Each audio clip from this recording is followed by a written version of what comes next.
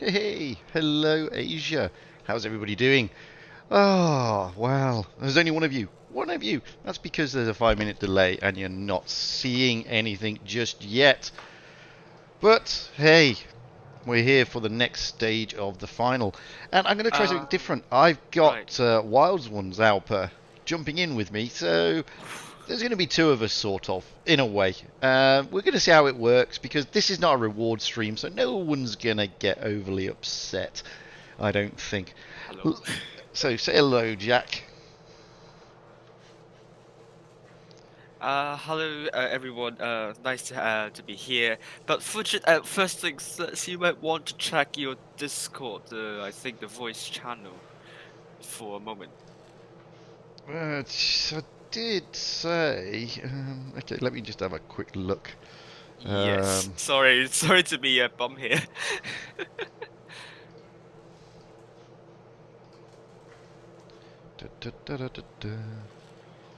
Okay, that's done. Okay. You still there? Yeah, I'm still there. I'm still here. Yeah, I'm still Okay. here. Yeah, Then nobody that's else good. should be able to come in, so Yes. that should be okay. And that person I've put on mute anyway. So where were we? Right. What are we doing today? Well, Yes. we are rolling out with Team ID. So if we look at the chart, oh, not telling us much. So we're in the grand. We can't be. Right. Oh, we're in the grand finals upper bracket, really? No, yeah. Oh, team ID versus team ID. Yeah, we are.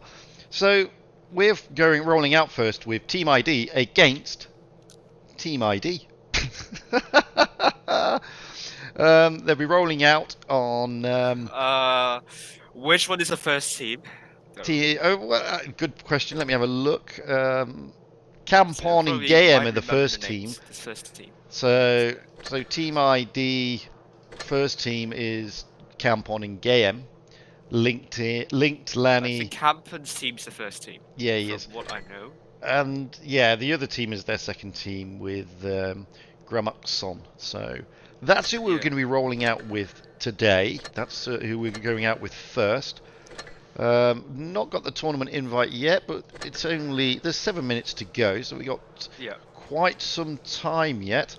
Don't forget, this is not a reward stream. So if you want the rewards, you need to go in to the World of Tanks Blitz games website, and I'll show you how to do that in a minute. I'll show you how to do the next one in a minute. So go into there, log on to the Asian website, go down to tournaments, and you'll be able to find the stream there. Alternatively, go into the game like I am here in the garage, click on tournament. No, it doesn't work. Click. Oh, doesn't it? I tried. Click. Well, No, it's meant to. no. Click on It current. directs, Go to stream, and no, it's meant to be there. it's meant to be there. It directs you directly to go to the YouTube. I tried before. Okay. It goes directly to YouTube, so it doesn't work. Like you have to go to the website. Well, hopefully I'll try. What I'll do, I'll find the link for the game, and I'll stick it in so everybody at least can get the link. Yep. Bear with me as I'm just going through the link, going through the website to find the link. It's I think the website that you click tournaments and then you need to Yeah, scroll you down do. and click But current. I need to find. Yeah. Oh, the invite has just come up, but we're okay. We've got plenty of time because I don't jump in straight away, even though there's a 5-minute delay. We generally don't jump in straight away because you never know. So I'm almost getting to the link. It's taking a bit of time, but I'm getting to the link. Where is it?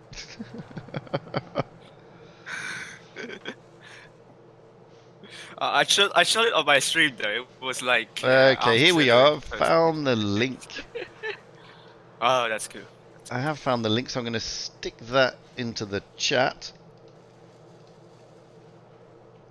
Boom. There you go.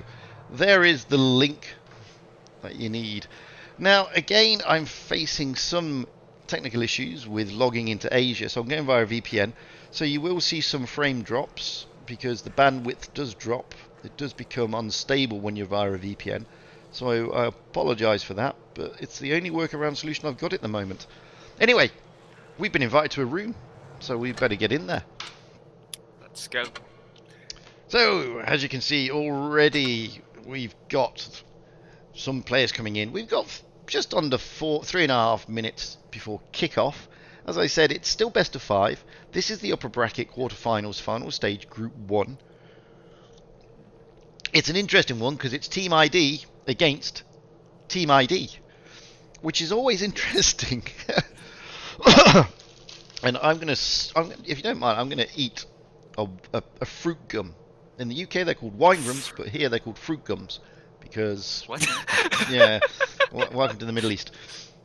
I see. So, I mean, a lot of people have not been overly impressed with the Tier 8 tours, mainly because there's been a lot of spamming of the 252Us, etc., etc. But putting that to one side, I saw yesterday on the EU tour, and I'm seeing it today now with Team ID. A lot of players are now starting to go out in the T32, which surprised me. Yes. And I was watching Raid last night, and boy, they really, really made good use of that tank.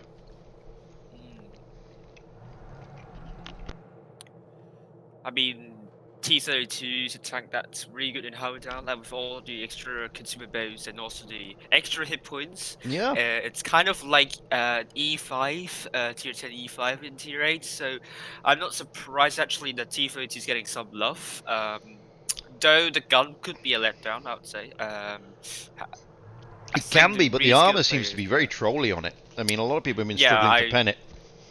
That's true. I really love T32 back in the days in the tier 8 when I was grinding that. It was an amazing tank. Though the gun was like air, but the armor is good. Good for hold down. Yeah. It's not the same with T34, so it's like slightly different.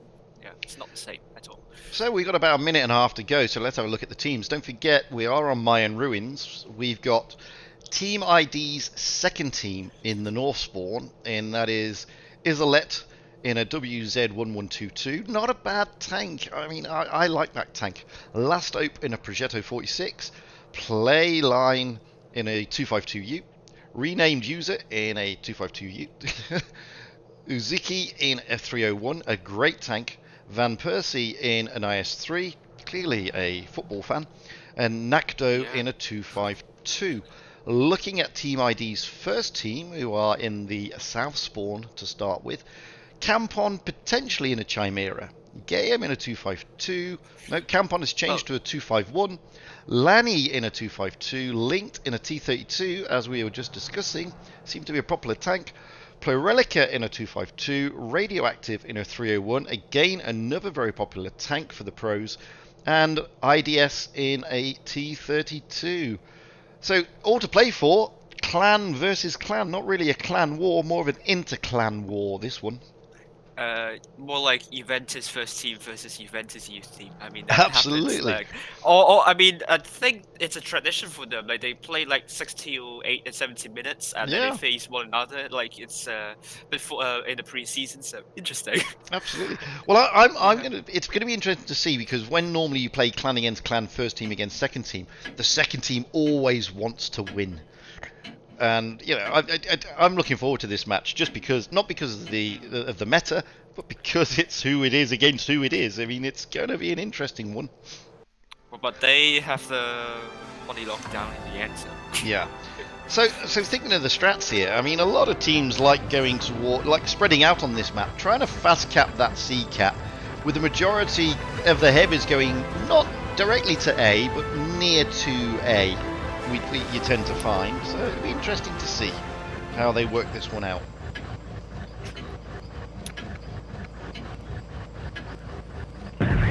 So we're going to get up high into the back as per usual to start off, and as you can see already, the Zeki in the 301 is heading towards that C cap for the second team of Team ID, with the heavies making their way round to the middle area, as we sort of predicted. Now, looking at the first team, well, they've been a bit slower out the blocks.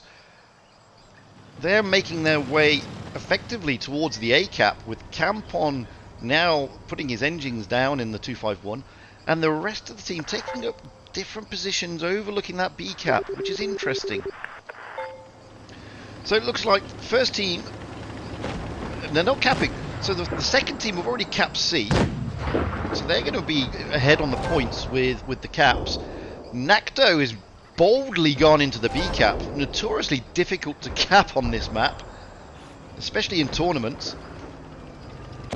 The majority of the heavies for the first team are over here on the A cap side, and as you can see, they've been smacking Van Persie, and down at the bottom, Plain Line is also getting a bit of a blooded nose. So is Isolette now. Lanny, however, in the 252U for the first team is looking very, very ominous. In fact, he's gone. That's it. He's out of there. So now we've got Prolica in the 252U along with IDS trying to push Van Persie here. Isolette is down. Gayem is really losing hit points. we'll just leave that brawl for the moment and go over to this area because this is where it's going on. Game is looking very, very sheepish. The Zeki does go down though. It is 2 against 1. Can they get rid of Last Hope for me in the Progetto 46? Game is effectively a one-shot. That was a big bounce there. Well, Game was lucky. Radioactive may be able... No, Game goes down. Radioactive may be able to get the Progetto of Last Hope for me, however. Yes, he does. Now we have to shoot back over to this area. But they're still playing around with Playline. They have taken out Van Persie. Playline goes down. Advantage is swung completely to the first team, but the second team played well there. They took some early victories and they got the 2 caps. Nakdo is looking very worse for wear here. He's obviously the focus of attention. Prolica, they managed to get Galacto before Prolica gets taken down. And now it's just renamed user. Last man standing. A lot of low hit points there apart from IDS and Radioactive. He's got it all to play for. He's not going to be able to hold this barrage, however. And the first team are going to take it. So what do you think about that one, my friend? I mean, that was interesting, Jack. Interesting. Getting B, as you said, is very rich. I mean, they got C. I mean, that's good for them. But B is just... I always don't recommend to go there unless you're well supported. The second team, I don't think that tagging bit though capturing B is well supported either. I mean, the second team did pretty well on the A side though. I mean, killing, shutting down Poria earlier in the game. Absolutely. And then it spiraled down to a brawl, which I couldn't get it completely actually of what's happening, but in the end I think the first team have better focus fire and skill. Yeah, and I think that's what really helped them there. So well, looking at the teams, I mean, there's no change to either lineup, so it's going to be a pretty similar strat, I would have thought. It was interesting. There were like 2 little brawls going on. There was one towards the A cap, and there was one over on the far side. And I think you're right. I think the first team's focus fire was just a bit more edgy. A bit more focused. You could see that with the way that they all pushed it. You know, the 2 tanks pushed in from the A cap down to Van Persie in the IS-3, completely ignoring Playline in the 252, who was there to support. And that's the big difference sometimes, guys. Between the clans, the focus fire is more refined, and that's really what wins clan wars.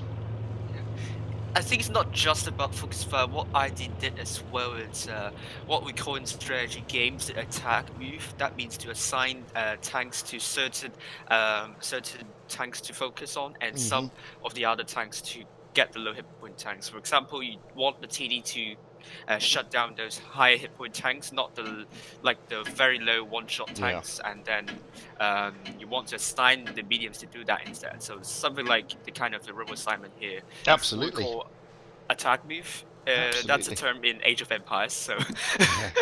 Well, I don't know if it's a. We're kicking off. We've just swapped the spawns around, so it's going to be interesting to see how the first team attack this one. I'm suspicious. Well, I expect the second team to cap again, to fast cap, that C cap. This time, I did lie actually. Campon changed his tank at the last minute to the Chimera. So he's dropped out of the RU. Wait. But as you can see, I mean, the first team again are going for that middle area A cap strat, which is very popular in tier 10 on this map, to be perfectly honest with you. And you can see here that the second team, Ziki, is in the FV301, is aiming towards the C cap, so he is going to fast cap it. They are going to get the points there. The rest of the team are sort of middling over to the middle area. Oh, that was a big roll into Playline in the Object 252. He just just saw his side for the briefest of moments, and 800 rolled into him. I mean, that is a huge loss. A strategical moment. And now you got exactly. Now Prolica in the 252 is pushing his Alette in the 112. He hasn't got support, but Game has dropped into the B cap. IDS has dropped into the A cap. You can see here that the second team, they should try and reset the B cap, but they're not going to. There goes the 1-1-2. You saw Lanny and Lynx come round and out Prolica. Game has now come out of the B cap to push down on Playline. He has support behind him. If we look this side, you can see there's a lot of support behind him, focusing Playline in the 252U. He's trying to get out of there. He hasn't got a hope in the house job, to be fair. He's not long. Last hope is also in the Progetto is about to go down. He's now a one-shot, trying to tussle with IDS in the T32, not realising the Chimera and Countpon was in support behind. IDS is trying to chase down Last Hope. Nakdu in the 252 is coming in to help out. Game has gone down, but he's done his job. Lani and Lynx are there to help out. Here comes Radioactive in the 301 to help out with renamed user in the 252U. This is again good focus fire from the first team, whittling down those tanks, but all the time taking the caps as well. This is not to say that the second team have played badly, and it's just when you've got movement like this in good coordination with the team, it's very difficult to counter. There goes Nakdo in the 252. Uzki and Van Persie are the only ones left. Uzki is trying to help out. Oh, they managed to take down Radioactive, but I don't think it's 2 against 2. I mean, they brought it back. It's really good stuff. But Linked is very healthy. But then again, so is Van Persie. If they can get Uzeki, it's going to be a big bonus for them. They're 2 T32s, however, 2 difficult tanks.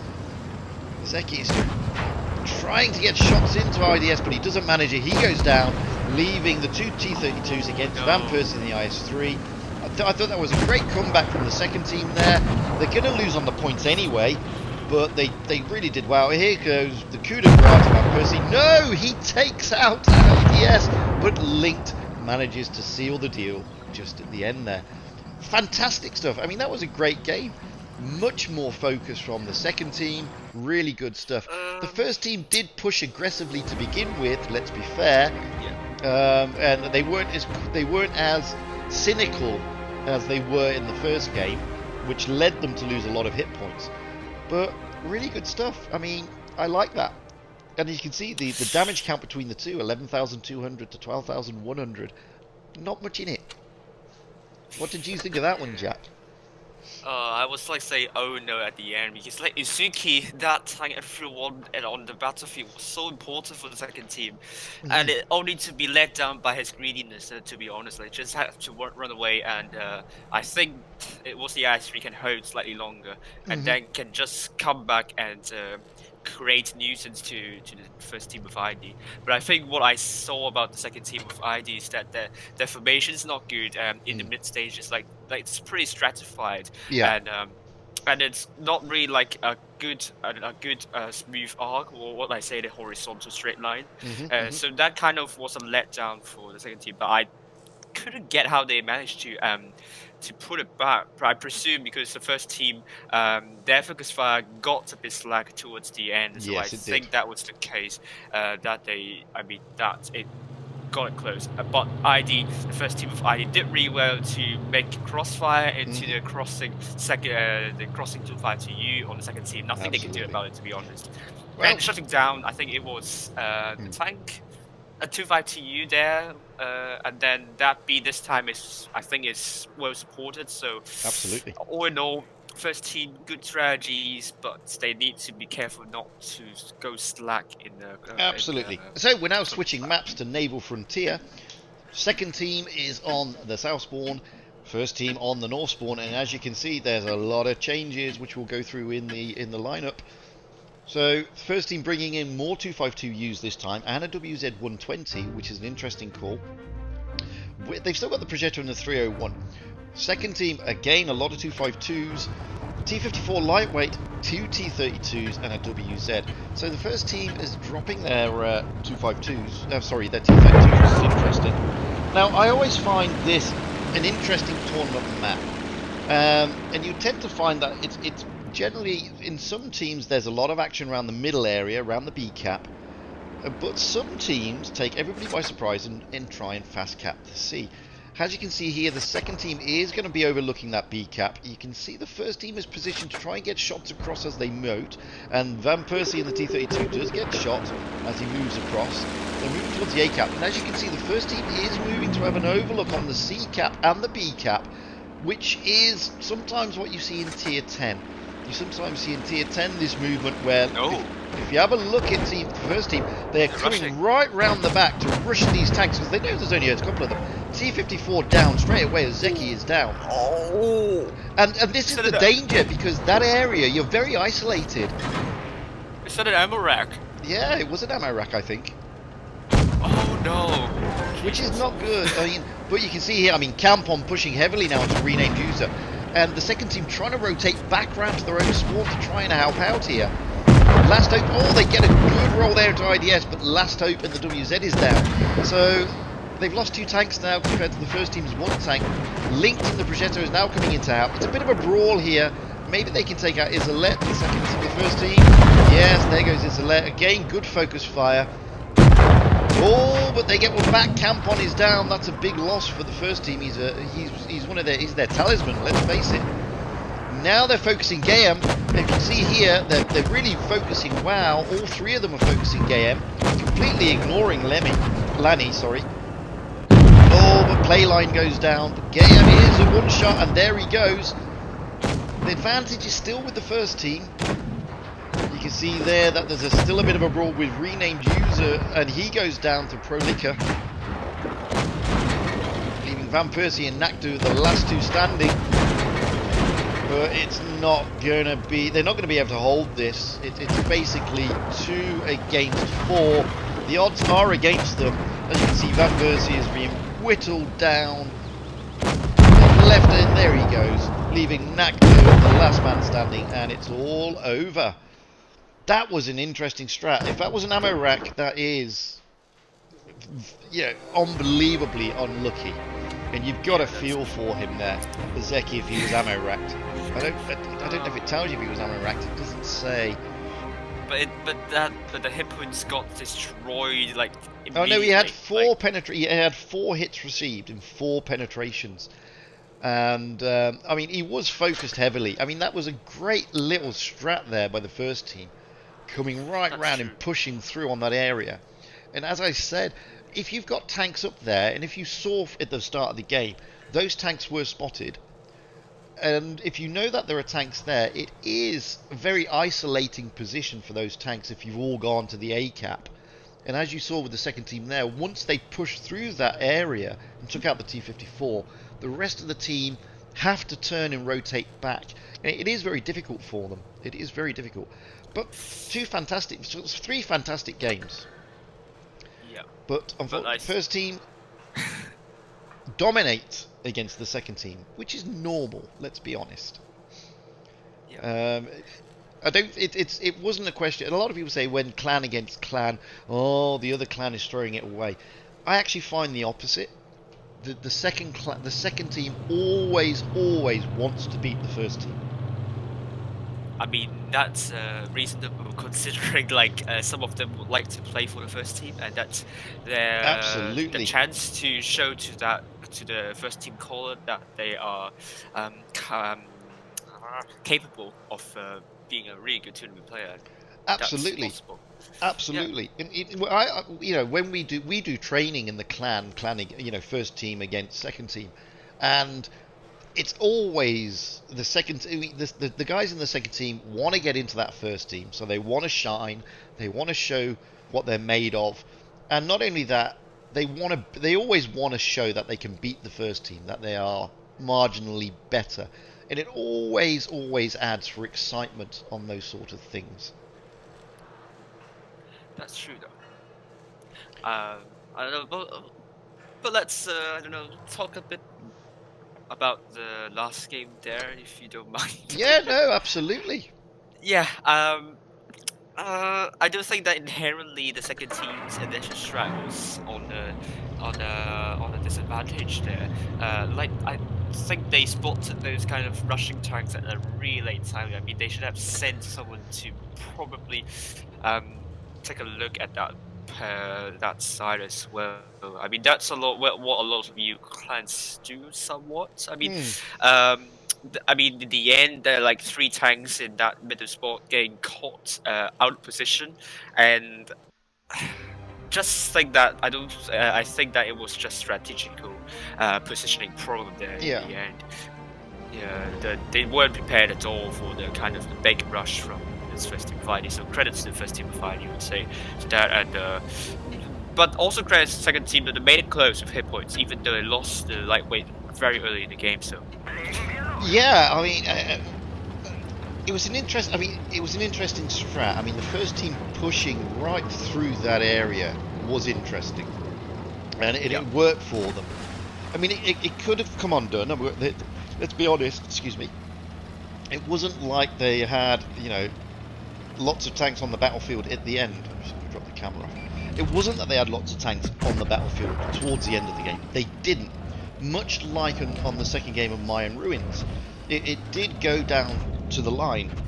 Okay, on Mayan Ruins they had the cap points, but they had no cap points in the second game. this is very much like an I mean, the RU server plays there. I mean, it reminds me a bit like the first team fighting, not really going for cap lead, and then going for the kills instead. And this is actually what I like, to be honest, because it gives a lot more excitement and a lot more excitement to the commentators, well, I would say. Yeah. So I mean, it's no surprise that it's no skill or luck, and or if it's like a ultra hyped commentary.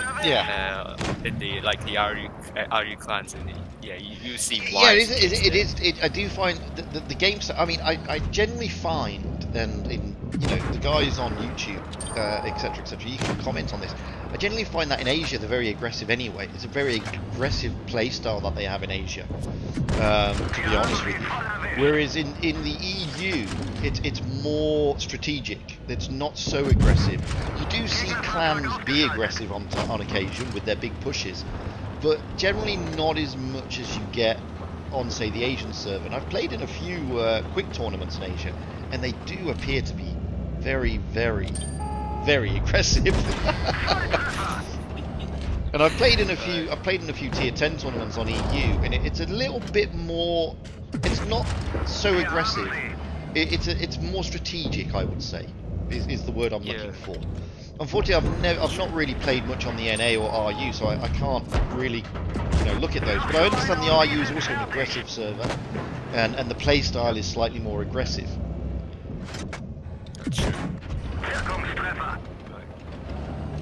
I mean, as you saw there with first team ID, aggression does work on occasion. On occasion.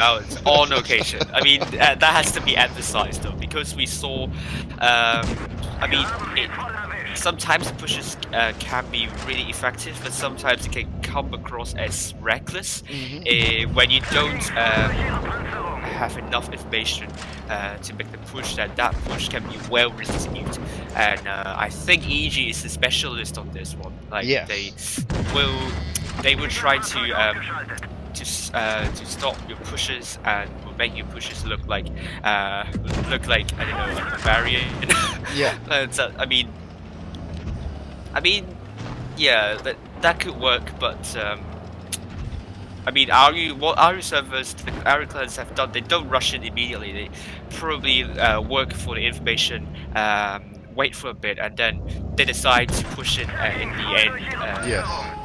Yeah, and that's what I really like about RU7 in this restart. Like, it's calculated rushes, and that makes a lot more excitement in the end, I'd say.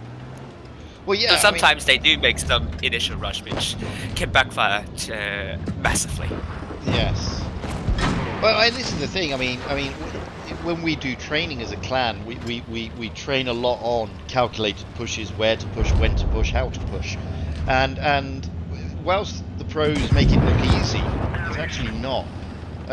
Pushing collectively and effectively is actually really difficult in the heat of the battle, funnily enough, and a lot of clans take a lot of time to practice it, because it's not as Yep. it's not as straightforward as many players think. And as these pros do make it look easier than what it is, believe me, guys, it's a lot easier. It's a lot harder than what they make it look. Especially when the clan callers don't know exactly where all the enemy tanks are positioned, and sometimes you have to make a gamble here. And sometimes you see clans having some hesitation whether to push in or not because they simply don't have enough information to work with. Yeah. And I agree. Like the rotation and the pushes, it's easier said than done. And usually at that moment, there would be a lot of like communication over the voice chat, I would say. Yes. And that could get pretty confused in the end if it's not well controlled or well thought out. Yeah, and like I said, I mean, this is always the danger. Sometimes when you push, sometimes when the push happens, players focus the wrong tank, or they push in the wrong direction, or they get in each other's way, and it's a lot more coordinated and complex than it looks. And like I said, it's something. I mean, I've been shouted at many times by my clan lead Sam for the ineffective push, and it does happen, and it's harder than you think. And it's something that, as we've both said, these clans, the pro clans, work really hard to achieve. That's a great mastery there by Markovic. Yeah. Markovic. I'm just keeping my eye on the VPN, because the VPN's is playing up slightly. I understand that Every Good Name Is Taken is having issues, from what I can see in the chat. I don't know what those are. I've just tried to look on Discord to see if Ever said anything. I've not seen anything as of yet, so I can't comment. But I know I had major issues yesterday. Yeah. On this server. It's because of the coin stream. I have a feeling the coin stream is actually causing the problem here. Maybe. Maybe, but apparently Ever's channel is not up. I mean, I'll be honest with you, Ever is a great guy, and he doesn't do things on purpose or to annoy people, guys. So I don't think he's doing it out of spite. He's going to be having issues. Maybe he didn't. Much like I had issues yesterday. To be honest, I did have issues on this on the Asian server yesterday, which resulted in me not being able to realistically get anything done until the very end, after I'd worked out that basically something had been blocked. I don't know if he is also having issues, is the honest answer. Right. I don't know. Maybe he did. I mean, he has been pretty busy lately, so probably he didn't play enough Hellcat matches, so that now the Hellcat God is now punishing him for the stream because, I'm just looking on his channel. Hellcat's not. The stream is getting not enough attention. The stream is not on Ever's channel, but then again, let me see if it's streaming on World of Tanks Blitz. I mean, wait. Update 7.1 for World of Tanks Blitz. I think he has gone missing. He has gone AWOL. Oh really? Then it's probably. I hope he's okay. I mean, he doesn't normally do this, guys. So don't think that he's doing it on purpose. He's not. He's going to have a very good reason why something's not happening. To be perfectly honest with you, he's a great chap, and he doesn't do anything out of spite or without good cause. So it could be he may have internet issues, he may not be able to log on. Who knows? We don't know. Let me just check the timings to see when we're on again. We should still be with ID. Yep. Who looks like. Oh, do we have? Okay, we should be in the semi-finals with 101 AD, and they should be kicking off in 3:51, which is about 20 odd minutes. So quite a long time. Holy! Quite a long time. I mean, so I've got some more replays. That's cool. I do have some more replays. Let's have a look at Jonah Newman in the bat chat. Oh, Bacha, this is a. I was saying on it, I played this replay on the EU stream last night, and you know what? The bat chat is notoriously difficult to play with the meta that we now have. Yes, And, that's true. I maybe should stream one day on just playing the bat shot, and maybe you can see how different I play with other people. Like it's just completely different to what I usually play in medium. Yeah, well, a lot of people do struggle in it, and the reason they struggle in it is because one, it's fast, yes. Two, it's an auto loader, and that takes people by surprise because you've got to wait for that long reload. And three, it's very lightly armoured. And with the current meta that we have in Tier 9, I mean, this is the Tier 9 bat chat.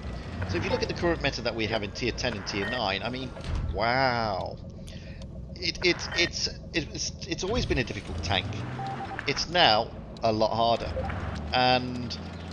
But it's a beautiful tank. And if you know how to play it, boy, you can have real good fun. It's a very exciting tank, I would say. I think the most exciting tank. In this game, to be honest. No, I think it is. I think it's a great tank. I think it is. It is tricky to play. Once you're used to it, boy, can you have a lot of fun in this thing. Yep. You can have a lot of fun in this tank. So Every said he fell asleep. I'm not surprised. He was streaming the NA tour. And no, is he not? When you stream all 3 tours, which I've done in the past, I've done Asia, followed by EU, followed by NA. The time difference really does hurt. It really does hurt. Oh, it hurts, yeah. So I mean, we should have more NA's commentators in the end, and it would help the EU commentators a lot in the end. Because I mean, we do have a lot of EU commentators, which is fantastic. It is fantastic. But we do need more NA commentators. And we've got more Asian commentators now, which is even more fantastic. That's good. Yeah, and in different languages as well. That's something I really like to see. And maybe one time I should do commentary with my native tongue. I mean from Asia as well, so. Oh, there you go. There you go. Whereabouts in Asia are you from? Oh, Hong Kong actually. But then my native tongue is not pretty fluent at all. I would say it's less fluent than my English. I would say. No, like I was trying to communicate. I mean I do communicate in my native tongue with my friends and families, but sometimes my friend would come across my fluency as horrible to perceive. So that's the problem. I think my English is easier to perceive, and otherwise people will be complaining on my stream for my fluency. Well, I don't think any consolation, I love Hong Kong. I mean, I've been there a few times. It's fantastic, absolutely beautiful place to go. Yeah. And I'm not saying that because obviously we British used to sort of run the place. It is actually a beautiful place to go. Some amazing things to see. Absolutely amazing. That's true. I mean, nowadays it's. I mean, don't want to talk about the situation, but the people in the place is a nice place to go. Yeah, and, really and nice. I'm now shocked. Jono, how did you pull this out the bag? How did you manage to do this? You normally play like a complete nab. This is a fantastic game. You've been training, haven't you, with GNA? Has Aminated Meaty taken you under their wing? It certainly isn't Fusilier X. Oh my goodness, I haven't been back in the official forum for a long time, so I haven't known exactly what has happened since then. So since he's moved to GNA, his game style is improved. I mean, look at this. Can he get the last kill though before the timer runs down? That's the big question here. 10, 5. Oh, you lucky devil! Oh yeah, it did it, yes. Right on the counter. That is a fantastic mastery, mate. I mean, 4,000 damage in that little tier 9 bat chat. In a tier Rounded 10 to game. a really good number. Yeah, and a Radley Walters to boot, and it was a ratings battle, 80 ratings point. That is a great game, Jono. Well played, my friend. I mean, look at that. Did you carry the team? Well, the Jaegeroo helped out a little bit. But yeah, look at your I mean, shots. 5 kills, 4 kill. I mean, 4K. look at that. I mean, 15 shots fired, 14 pens. Wow. Absolutely. But you're a bat chat. You only spotted one enemy. It's the only downside, mate. Oh yeah, that's true. But well. I mean, you need to see the overall picture though, because you can still do like one spot, and then you still play very aggressively at the start. Absolutely. That could mean that the enemies went the way that you don't expect them to, and then that will still give them information, because that means the enemies aren't going that way. So you can counter using that. Yeah. That was a great game, Jono. Thanks for sending me that replay, mate. Now we're going to have a look at Free Para rolling out in the Borsig. Free Para from the clan TXC, which I like to say toxic. A noob T32 player, of course. Yes. Great guy, by the Para way. out. Para. Really nice chap. Yeah, he is. Yeah. I mean, I was saying this yesterday because I played a couple of replays from a guy called Eliasux, who's on the Asian server in the grill, and I was saying that the grill is at a recent buff, which is nice. It's good, but it's always been it's had its DPM increased, so it's got better DPM now. Not the reloads a little bit faster, but the thing about the grill, a lot of people struggle in the grill, and the reason they struggle in the grill is it's a tier 10, very lightly armored, very quick, big derpy TD. Now, I think the biggest problem it will be the camel. Though. That's a lot of people complain about. And the reason why people struggle is in getting to the grill. You go through this one first, the Borsig, then you go to the Waffle Tractor, then you get the grill. And the Borsig and the Waffle Tractor are different beasts to the grill.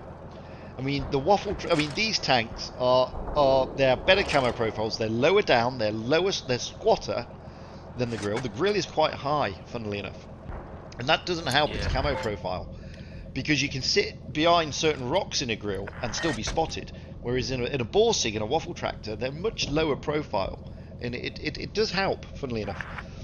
But the thing about the grill is, if you play the Waffle Tractor is a beautiful tank, beautiful tank, and you then go to the grill thinking it's going to be a playstyle similar to the Waffle Tractor, when it's not.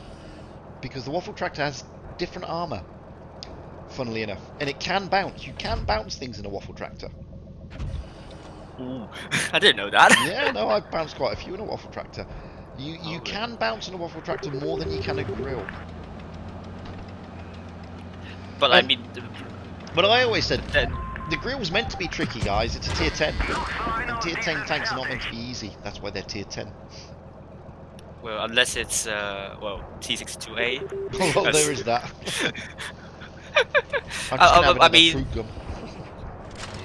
I mean, don't get me wrong. Like T62A is not easy to play still.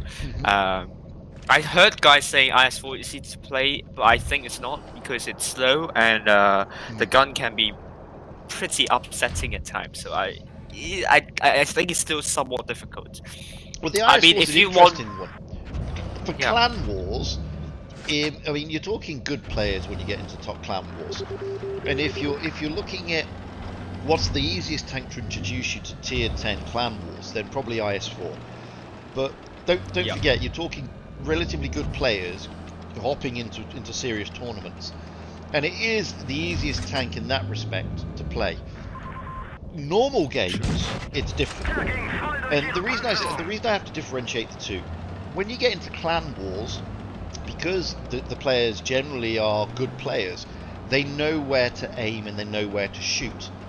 Because, as Jack says, unfortunately, the IS4 does have a notoriously poor gun at the best of times.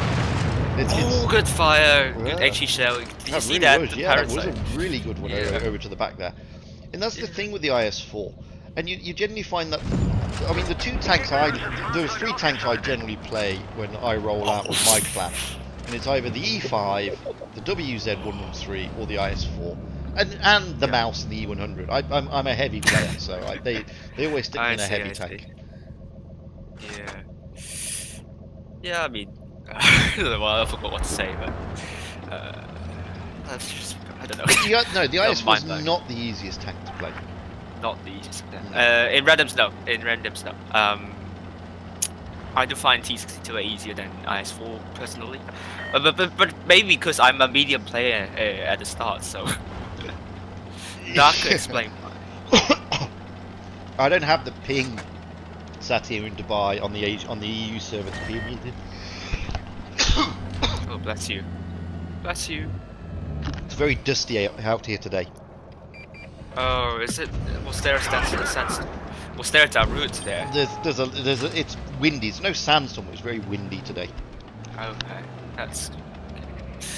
Yeah, I mean, yeah, the desert area. I mean, when it's sandstorm, it can be pretty horrible. Unlike that song. So. Yeah. Yeah. Oh, that's a great shot into the IS2 there. Good tank, the IS2, by the way. Not bad. Is it? I don't know, but that's the I haven't played it before. That's the SH, the IS2 SH. Yeah, I know. Tank. Yeah. Oh, but so it's one-on-one. Apparently, one-on-one, Freepara, who's a very good player, is lucky, but he's a very good player. Yeah, but the caps. Oh, will he get the? Will he get it in time? Caps yeah, exactly. Yeah, because he's not going to be able to. He can steal. He's got enough time to. Oh, bat chat as well. Bat chat v Borsig. This is going to be interesting. If he plays this right with the HE, that bat chat is a one-shot easily. That's true. I'm not sure. I think that bat chat should have random. Straight into bottom plate. Oh, ouch! Actually, it was a misplay. Big misplay. Should have like defended on the two bases. Absolutely. Not, look at that. 6,455 damage. Wow. That is a really impressive game in Borsig. And the E75 said he was lucky. Of course. Yep. Well, so it's 10 minutes to go by looks on it. Let's just make sure. Because I never want to. They always catch me out. Oh, we still haven't known the results for Feast and GV yet, I think. But we know so. Oh, well, there we go. Wow, Feast are in the lower bracket. So let's have a look at that. See what happened there. They didn't have lost the to blessing HLV. by Oof. No.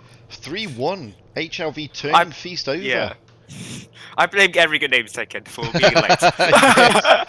That's the reason why they lost, of course. Wowzers. So here we go, guys. The semi-finals for the upper bracket. We're going to be going out with Team ID against 101 AD. With the other one in the other semi-final is GV Great Vet against HLV, who turned over Feast. Wowzers. So it's Great Vet versus HLV. That's going to be an interesting one. HLV are playing really well. They played well yesterday. They had some good games yesterday.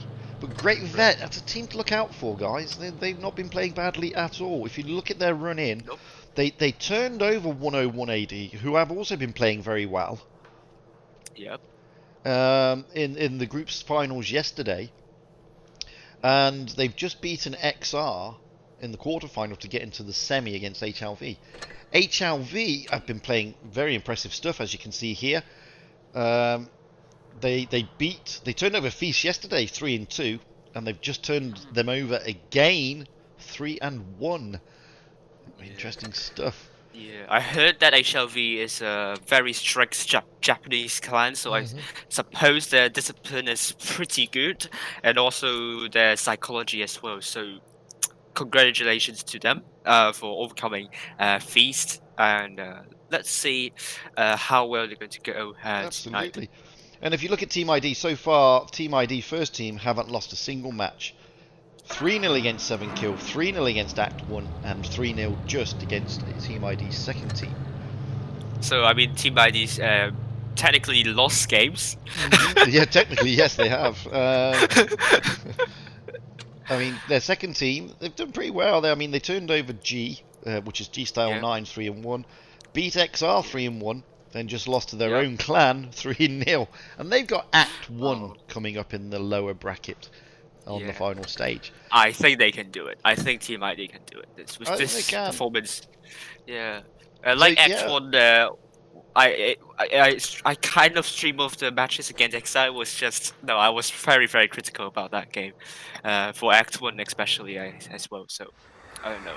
Well, talking about Eliasux, this is another grill that he went out in, so I'll show that replay because we've got 10 minutes before the battle, which means we can get one more replay in before we're kicking off with the semi. That's a griller. There you go. Is he going to do a boost strat here?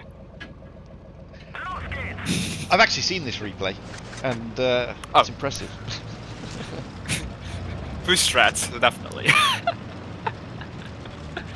I don't know, but like I mean, I heard that clans did some boost strats in Hellas before, so.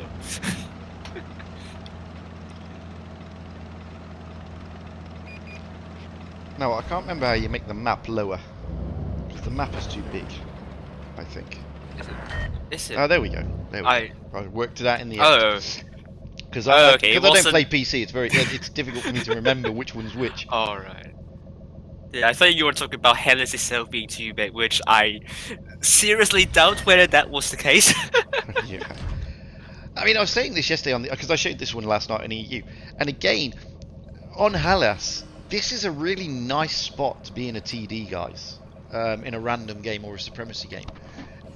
It's a really good spot. I mean, I've had a lot of success in waffle tractors, grillers, even Jagdpanzer 2s in this position. And, I mean, look at this poor T92 in a moment. I mean, he hasn't got a hope and a house chance, really. Watch. Oof. 700 straight into the nose. Oh, that was very bloody. And the thing is, in this spot, you've got this ridge that protects you from edge shots coming the other way.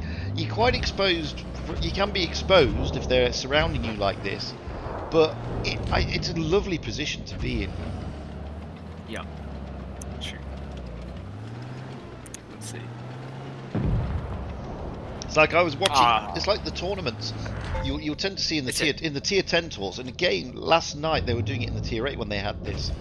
You tend to see now that the heavies go. See this channel just below the grill where the Sheridan is now moving. You'll tend to see that a lot of clans take some heavies down that channel, which is a really good strat. It really does open the map.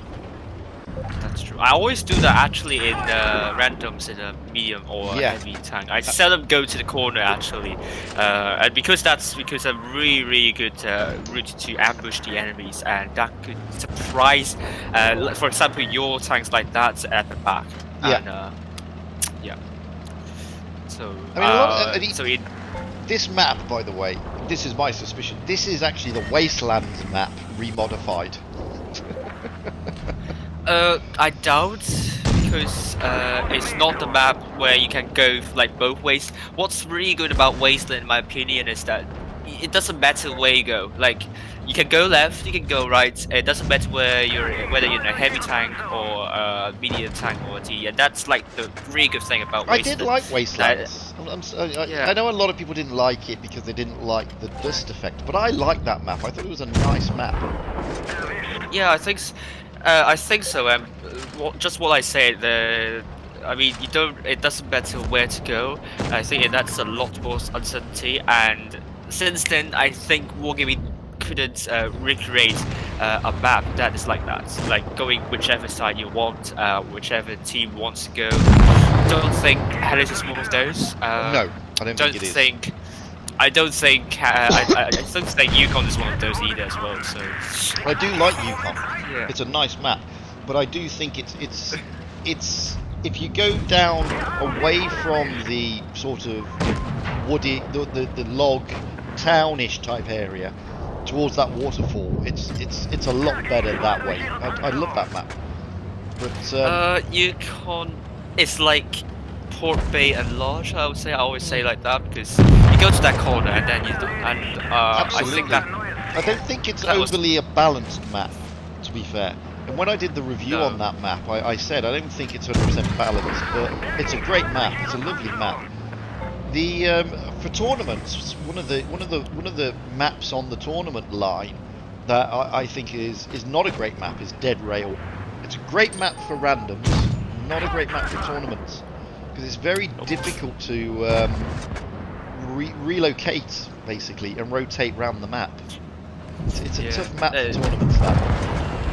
And it's pretty lethargic as well, if you come to think about that. There are 3 caps already. But the thing is, I mean, for randoms, it's a great map. For randoms, it's a fantastic map, and that's a great game. 6,000. No. 369 damage. 5. Another Radley That's Walters. really good. Everybody's getting Radley Walters nowadays. It's a fantastic game, and again, didn't really carry luck. But look at his hits: 13 hits, 12 pens. Really good stuff again. Yeah.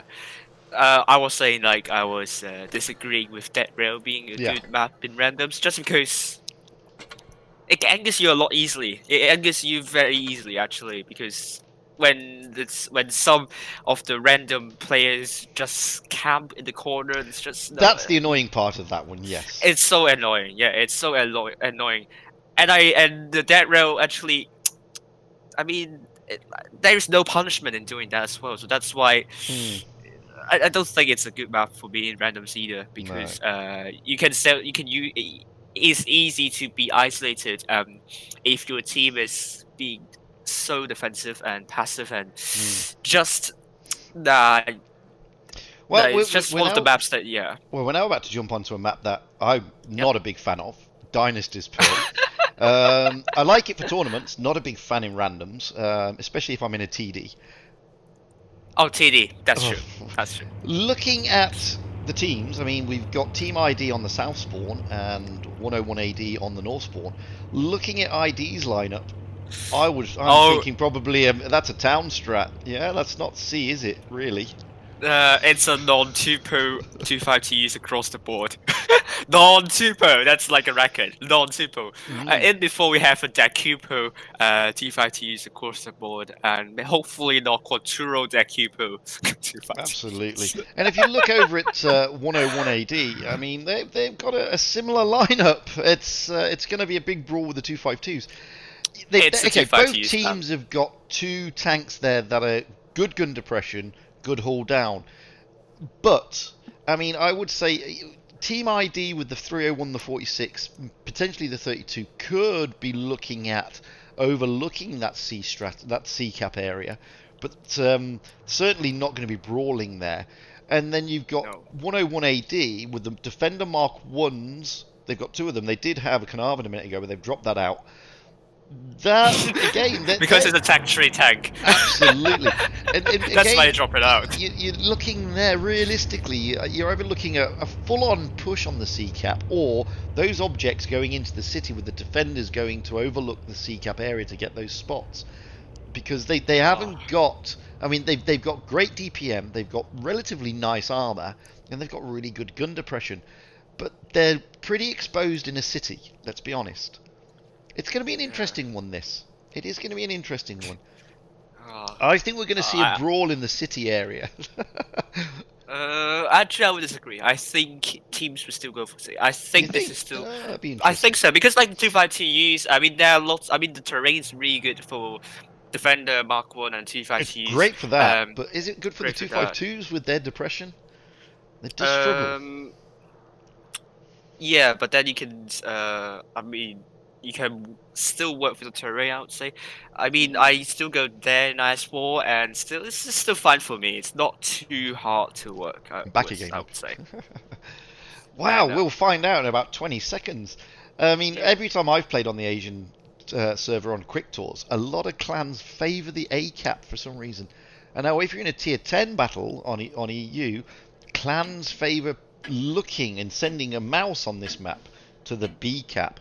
So I'm going to be interested to see how they play this one. I haven't seen a Dynasty's Pearl yet because I didn't do the Ascent tours, so I'm looking forward to this battle to see how the two teams play it. As you can see, we've got a lot of a lot of premium tanks there. Non-tupo. It's non-tupo T5TUs. Oof. And oh my goodness me.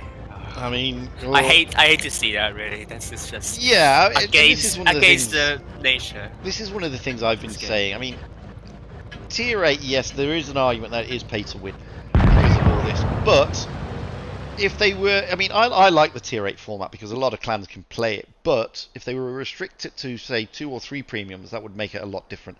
And you know what? I think Jack's right. I think they're all going to brawl in the C-cap area. I mean, I'm not surprised that IDS and the FV has already gone over there to look, along with the two defenders. I think IDS here, hopefully he's not repeating the DD Sala trauma there, just in his Wotb and then getting shut down early on with the mouses. No, he's not going to do that. No, I think Jack's right. This is going to be a big brawl around the C-cap. You can see that ID have brought all their tanks around there. 101 AD haven't. You've got JTFK in the object heading towards that B cap, but IDS is going to try and get up there. No, he's not. He's going to rotate all the way around to the A cap. So 101 has already dropped in. Campon has already got a bloody nose. He's the only one who's really been smacked around at the moment, and that's because he's making quite an advanced push around the back of Rudy Liu in the 101 in the 252. And he's still pushing. I mean, it's a good position. Don't get me wrong. I mean, if I get down there, you can see it's actually a good position to be in, but it's very forward. And as you can see, he's getting smacked for his troubles. He is was greedy. I mean, the thing is, I mean, you've got Prolico and Game coming in now, but oh, that's a big kill. There goes Jay in the Mark 1. He's down. Lanny is up there as well, trying to hold things together. You've got player IP coming in the Mark 1. Oh, there goes another tank. Chisbin, the 252 is down. This is good focus by ID. Campon is down. I mean, he was very aggressive to begin with, but he's done his job. Player IP is not looking like he's going to be long for the game. There he goes. So, advantage is with Team ID at the moment. Now they're looking at JF here. Gayam is brawling with him, so it is a bit of a brawl down here. Let's get up close there. It's difficult to pen them front on. 2 against 6. Oh, change that. 2 against 5. But JTFK is going to go down. IDS is going to get him, I think. Yes, he is. Leaving 1 tank left, which is Mayu. Let's go down with him, see what it looks like close up. Good IDS coming round in that FV, dropping that engine. That's a great engine boost drop there, getting him round and really punishing that. Well, you were right. It was a brawl on the C-cap, but just look at the damage difference here. I mean, 12,600 against 7,900. Great focus fire again by Team ID. Campon being very aggressive, and it was working for him. Let's be fair. It could work. It could easily work against because he got a bit too greedy out. So he took some unnecessary hits there, which could have been very well prevented if he doesn't want to shoot some tanks over there. You can just wait. Like, ID is a really good idea to push on to 101 AD, and that was what won them the game. But if it's like against, for example, EG or Raid, if you lose too many hit points there, they can respawn to you immediately. Absolutely. And that could mean that the position originally good would become bad in the end. I think the main point as well is the every one that made a lot of difference. I think if you didn't catch it probably, but he was kind of farming in the middle, and that means what a way they did without any lights, their mobility. I mean, that was their disadvantage there with that. So I really hope 101 AD would put some emphasis more on some mobility in the mediums and lines, because that's like a lineup disadvantage for them if they don't realize this. Yeah, I mean, looking at, I mean, we're going out swapping spawns now. So ID on the north spawn and 101 AD on the south spawn, and potentially radioactive is going to drop into a 112. But looking over at 101, they've now dropped in a Carnarvon, so they're bringing in a tank with more gun depression, which again suggests that they're going to be using the C strat again. And we've now got the 112 on Team ID. So it's going to be another brawl, I think. Octubo. It's going to be Octubo 25 to use. Absolutely, it's going to be another brawly session. Let's be fair. Yeah, it's just. I don't know. I hate to see I hate to see this. Really. There is a lot of money out there. Let's face it. There's a lot of money out there, guys. Lots of oil money, actually. Oh my goodness me, sorry. I mean, it's what, three tech tree tanks. Anyway, let's get up high into the back of the map. Oh, and again, we got ID. Yep, heading towards that C area. 101 that AD. was really high. Yeah, I mean 101 AD are also heading there. Apart from no, they're not. Let's get down a little bit and go and see what those objects are doing over there. The ping's just got. No, the objects are rotating back round this way, so we are going to have another brawl. Here come 101. ID are spreading out nicely over this area to see what. Oh, that's a big shot into ID. Yes. But J123 Lennon is being smacked around as well. So, I mean, the hit points are favouring ID. Camp on again, very advanced positioning, this time with Pro Relica and Linked coming up in the T32. They are pushing. So, this is now, they're pushing. In fact, ID are just pushing en masse on two flanks here. Trying to isolate the Carnarvon. They're splitting between Rudy Lou in the 252 and the Carnarvon of Nighttime. That's a good move, actually. Wow, timed. They've split completely 101 AD. Rudy Lou is in trouble. So is Nighttime. Yeah, it is Nighttime-ish. Night-teamer. I don't know. It's a good split, but can they finish them off? Are they going to take the advantage and finish them off? They're taking their time about it. See here, they're chasing Rudy Lou down. Rudy Lou goes. Now, are they going to switch attention to the Carnarvon? Yes, they do. He goes down. This is Chisbin in the Object 252, but there is Lanny going in. IDS is gone also in the 301. He went earlier, we missed that. But Mayu in the 252 is gone. So it's 3 against 5. Chisbin is about to go. Radioactive's going to take him out. We're not going to look at player IP. He's full of health, almost, at the back. The Object 252 here. Not a great move. But he takes the tank out as he does it. But that's 1240 into the object. He's gone. Now we've got Gayam and Prolika chasing down player IP in the Mark 1. Then he's not really going to survive this little brawl here. And there we go. Another interesting game by ID. The good move, they split 101 straight down the middle and then just picked off the tanks. I mean, fantastic stuff. So as you can see again, 12,600 damage dished to 8,700. Yeah. Well, I saw in the end it was just 101 with kind of a lack of experience shown here, lack of Clan Wars experience here, because they've executed this strategy really well. I'm not sure if you caught it here. It's that ID's actually rotated and tried to distract like 2 to 3 tanks from 101 and when IDS did that.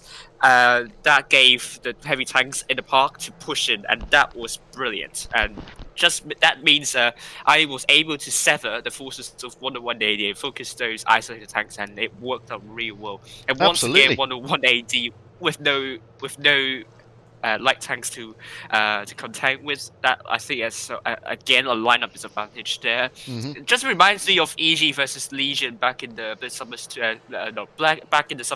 spring season, where EG took no light or mediums, and Legion with like double 140, and then second game one single 140, and in those 2 games those tanks did like an absolute crazy amount of damage. Absolutely. So, I mean, it was very well executed by Team ID. I mean, that was really nicely executed. The way they did that, it was like suckering them, as you said. A way to I mean, IDS sacrificed himself to do that, but it worked. And this is the thing, I mean, about Clan Wars. These strats are really well defined and practiced by the teams in training. They know what they're doing, and when it works like that, it's a dream to watch. It's just genius. So we're now on Canal. ID on the south spawn, 101 on the north spawn, and we've had a lot of change in the meta. Now, Canal is always an interesting one. Canal is always an interesting map, especially at tier 10. You generally get fast caps. You generally get fast caps in the middle, B and C, and then it's very difficult to counter, especially one of those caps with the push. It's going to be interesting to see how this one works. They've got some good light tanks there, 2 301s for Team ID, and an RU on the side of 101. Octubo 252Us. Yeah. But there's still a lot of 252Us, yeah, there's still a lot of those. No point talking about those. And as you can see, already, you've got the 301s of ID. One of them is making its way, that's radioactive, towards the decap. IDS is trying to get the spots. Campon is going to drop into C, which is normal, it's the fast cap. We've got the Carnarvon of 101 along with the RU making its way to A. Oh no. And the B cap is being taken. Oh, Campon has he's been reset. So cap That's advantage. why I say this is not good. Yeah, cap advantage will go to 101. Now, normally it's difficult. You don't normally see that. You normally see pro players capping on the left side of C, not the right. Yeah, not the right. Right side, it's more exposed, especially to the bush over to B, and you don't go. You seldom go to the right side to cap. Absolutely. So that was surprising to see. As you can see here, Jay is trying to get resets as well, but he's not getting them. So both teams have got 2 caps. Now we're going to see the RU of player IP go to this area here. This is normal to try and get the spots up. Cap points, the advantage is going to 101 AD, but you can't say anything about that yet. This is normal in this map at tournament level. It's where ID are going to ready up to push is the interesting point. It won't be yet, although in Asia it's a bit different. On the EU we normally wait to the 800 points before we push. Yeah. Asia maybe slightly more aggressive, but you can see them stacking up back in their spawn. Campon is very, very advanced again. I have a bad feeling about this. You can see that 101 are stacking up on the B cap, thinking that when you spawn from this side where ID spawned, the B cap is very difficult to take. If you go to the D cap area, it's an incredibly notoriously difficult cap, and it all depends where they're going to push. They were coming to their spawn. They've got 3 heavies there. Game is also coming in. They've got the 2 301s on that side. Now, what they could be looking to do here is push through the middle, direct, turn the attention from the B cap, and let the FVs then steal the cap effectively. And that looks like what they might be trying to do. So the push is coming. Here comes the push, and it's only at 600. So we would have waited another 200 points. Campon is coming in. He's getting smacked a bit on the way across. He has got 3 other coming in. Is it working? Have they changed the attention from that B cap area? Not yet. Oh no, they are. The attention is swifting. Oh, but IDS is trying to come in. They're now pushing onto the A cap. The A cap is now totally undefended. They are going to be able to steal the A cap. That will give them the points. That's a win. Lanny is, yeah, this is a great move by ID. No, I mean the clan win in the EU server. That's totally that move. Yeah, it is. But this is a good move by ID, by Team ID here. You can see, I mean, but then 101 is capping C. Can they get rid of the Carnarvon? That's who their focus is at the moment. If they get rid of the Carnarvon, they get the advantage massively. Yes, they do. The Carnarvon is down. ID have lost a lot of hit points, don't get me wrong, but look at them now. They've overtaken on the points on the board. They are getting more points because of that kill. Campon really needs to get out of there. He is a one-shot, and JK is coming down to help out there. Campon is in a dangerous position. Oh, IDS has gone down, and so is Prolica. It's turning again. 101 is going to be able to steal this, maybe. Campon is very, very dangerously low. Here comes Shakibi. It's all over. I think 101 have got this. Gayam. Oh, Gayam's a one shot. Okay, they've lost 2 tanks, but Gayam's gone down. That gives it for 101. It started out well, but then they lost tanks very quickly, ID. They seem to lose their focus a little bit there. Looking at the trades, 8,400 for ID against 9,300 for 101. I must admit, 101 pulled it together there, and they played a lot better. Yeah. I was thinking like that. You also might have caught that ID has like 1k disadvantage of in terms of absolutely, because of the 252. Yeah. So what I was thinking, if they might, if they rotate, they have a really big disadvantage there with like 1k disadvantage there. What I was thinking, what ID could have done was that they would want to get the information up with the light tanks first, and see if their tanks are able to punish some of the careless tanks of 180 first, and in the first minute or so do it like that, and then after that make the rotation. That could ease them of the pressure in terms of. But don't you think when they took out the Carnarvon, I mean, they went up quite substantially in points there, and they had the game in their hand. Did they really need to continue pushing like they did? No, they don't need to. I think that's where Team ID sort of came unstuck. They continued the push, and lost a tank and a lot of hit points in doing so. That's true. Did they really need to do that? The argument there, I would say, is no. Especially down in the trough in the middle. Absolutely. Because, that was just the main reason why 180 was able to come out on top. Yeah. So, we're switching the spawn points. It's 2-1 to ID. 101AD has brought one back. And as you can see, slight change in the meta. We've got a Progetto 46, a 2521, still a Carnarvon for 101. Now we've got 2 T32s and still the FV403 for ID. And a shed load of 252Us, let's be honest. 252Us. So, a blip maybe in Team ID's aims for today, or is this the start of 101 saying no, we can do this and we deserve to be here also? Either way, let's find out. Let's get up high again. Again, Radioactive heading towards that decap.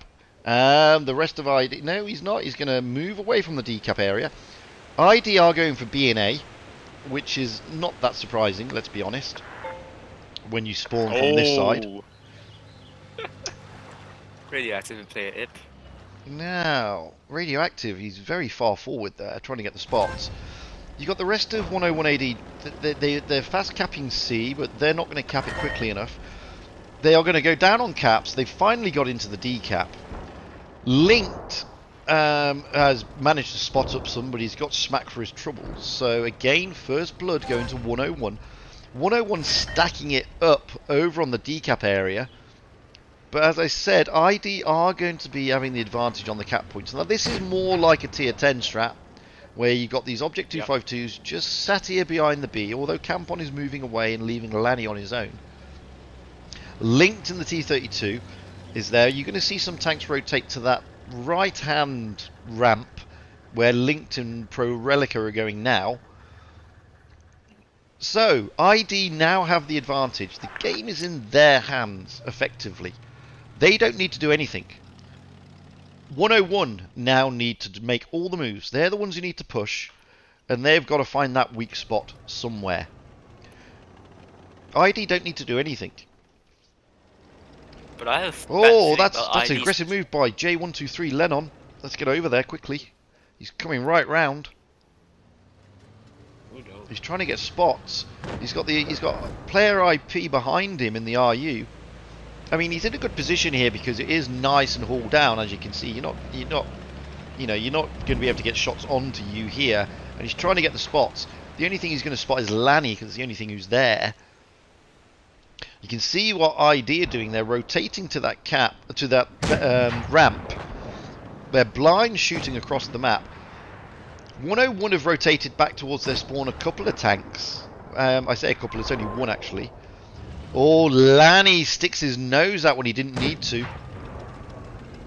He doesn't need to stick his nose out at all, he just needs to play defensively. As I said, they have the advantage. They just need 101 to make a mistake. You can see Radioactive has taken a good position. Oh, that's a good shot in from across the map by Linked into J123. But I have a bad feeling about the setup for ID here. I don't know. They're very exposed on this flank, to be honest with you, by the B cap. You got JTFK in the object trying to push up onto that B cap area, and he may be able to do that because Rudy Lou gets a smack, so that's putting him down. They've now been spotted. IDS in the T-32 is behind there to give cover to the B cap area. Radioactive is pointing out that they are slightly exposed on B. So this is where the initial push is coming from 101 AD. Oh. They're having to move back out of there, but look at this. 101 AD have taken the advantage. But JFK have gone down. That gives the advantage back to Team ID. I apologize. Then there's a push down here onto towards the C cap between Campon and Prorelica, along with Linked. Prorelica gets smacked. There's a big push over here, high onto the A cap though. The mediums and the lights have got round into the A cap area. ID should have this. They should be able to take out either player IP or J. Yeah, player IP goes down. I think ID have got this. Radioactive may go down though. Yes, he does. That switched it again. 101 AD, but can the T-32 of IDS take it? Anyway, we'll need to move back over here because Lanny is still in trouble. He's been holding here all this time. He's managing to hold on, just about. Oh, and there it goes. Another tank down. ID have definitely got it now. There we go. That was an interesting one. That was an interesting one. It could have gone either way, let's be honest. I'm sorry for laughing because it's just kind of the mistakes that like the starter clan would make. I would say, for the rotation, Yes. for rotation. And that's why I was like laughing uncontrollably because I was expecting that to happen when you do that move. Yeah. I'm sorry to laugh at that. It was just like. Because like the defending team in Canal, ID, I mean whichever team would definitely look at me. Like this is like this is common sense. So the rotating team should not be attempting to reset me because that's because that ID would the team there exactly. Would just as I said you in the for... beginning, it's a very difficult cap to reset and push through on. Yeah. It's a notoriously difficult cap. Yeah. But and it did take me by surprise that they did that. Yeah, but what I was saying that like I have a bad feeling about ID's formation there is that their tanks are pretty spread out. So if 10180 realized that and make a very focused push, I think ID's tanks would lose very quickly, and that would be a nightmare for ID. And well, it's funny you should say that because Lanny on the B cap area was very exposed, and had they have pushed en masse through that onto that tank and then through onto A, then it would have been a different kettle of fish for 101 AD. They would have had the upper hand because, as you say, ID were very, very spread out.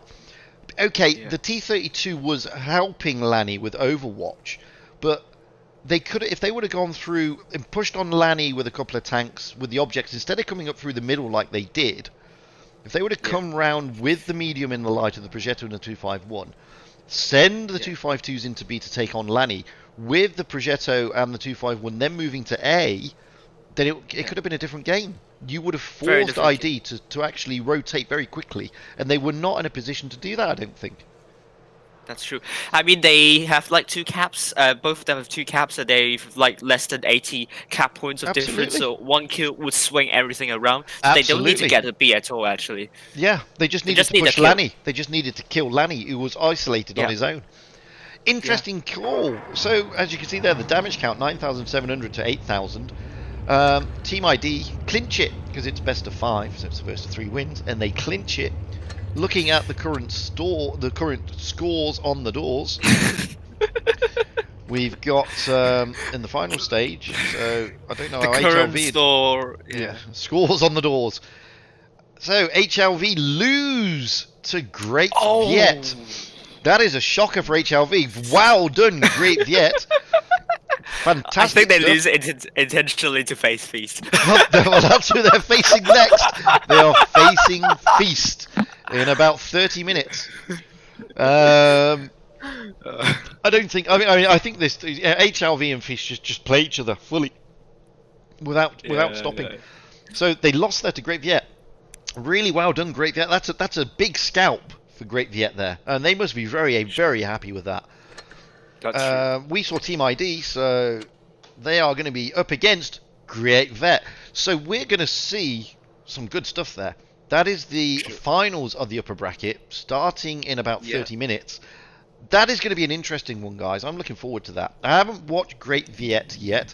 I know because I didn't do the Ascent, and I know people who have done the Ascent have had good things to say about them. I've done Pro Series before in Asia, and I've never really heard of Great Viet. So I'm looking forward to that one, to see how they are, because they've just turned over a good team, HLV, which is interesting. I mean, I did stream the matches of ID and GV before, and what I would say is that GV can be pretty good in terms of like the getting the numbers right, and the only thing that could let them down would be it's similar as 101AD their experience in tournaments. Well, what I would say. Well, I would think. Well, that's going to be an interesting one. I'm looking forward to that. And as I said, it kicks off in about 30 minutes. We got time for more replays. Oof, as we always do. Yeah. I've already played you though, so you don't want to see Rolling Swarm go out again and do his thing. Let's have a look at Jory from the clan R2K going out in the Porta Potty, also known as the FV4005. Interesting tank. You don't need to see my ugly mug for the replays. Wait, did we just hear Fudget hating on Rolling Swarm? Not at all. It's just that I've played those replays so many times now. A Freudian slip. I played them the other day on the coffee chat. I played them yesterday on Asia and EU. I think people, as much as people love to watch the man, the myth, the legend, the one and only Rolling Swarm, there's only so much of Rolling's replay in the WZ, many ones 5A that you can take. However, there is one replay that I did play yesterday, and again I urge everybody, at the moment on Wargaming's official Discord there is a survey for ATGMs. Seriously, guys, I mean, everybody either loves them or hates them. There's no in between. There's no middle ground with ATDMs. It's like Marmite. You either love it or you hate it. So I implore everybody, get over there, have your say. Doesn't matter if you love them, doesn't matter if you hate them. Have your say.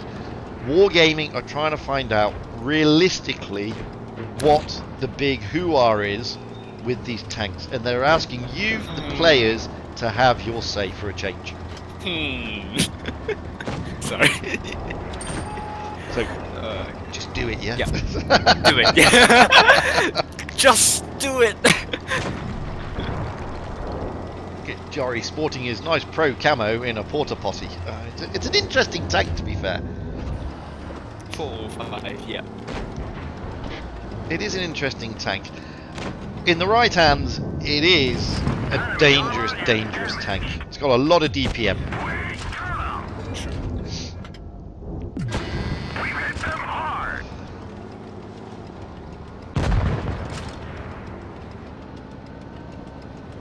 Well, I hope everybody's now enjoying every stream. Now he's woken up.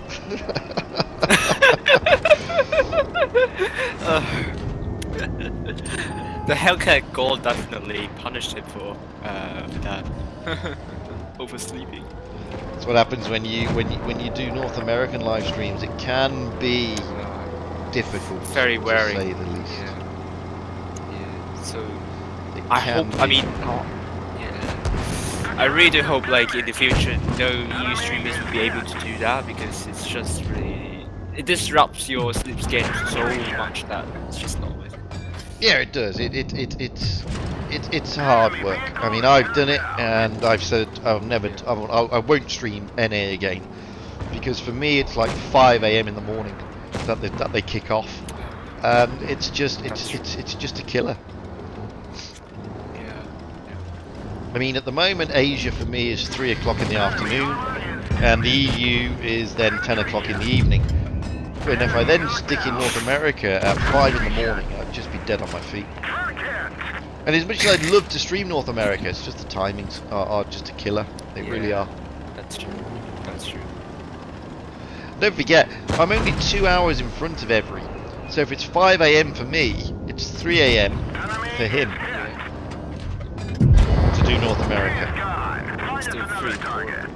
Yeah, it's pretty intense. It's pretty hardcore to do that. I won't. I don't think I'll be able to do that. Although it will be like 2 AM for my time, but still no. Yeah, because you're 3 unless hours I'm back in behind me. Asia. Yeah. Yeah. Unless I'm back in Asia, then maybe I can do it. But at the moment, no. No, it's like I said. I mean, I've done it. I did it for last year's seasons for the Challengers Tour, and it literally kills you. It kills your day. And I didn't stream Asia then, although I streamed a couple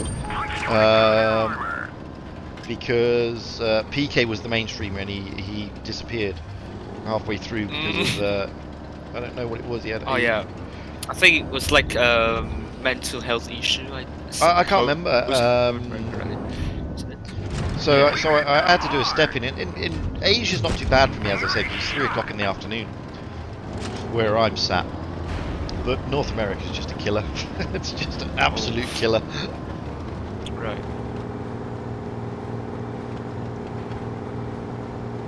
And I did say to Every, be careful when you do NA, because you know you have to. Whilst it starts at 3 AM, obviously the streamer is getting ready an hour before, and it's tough. It is tough.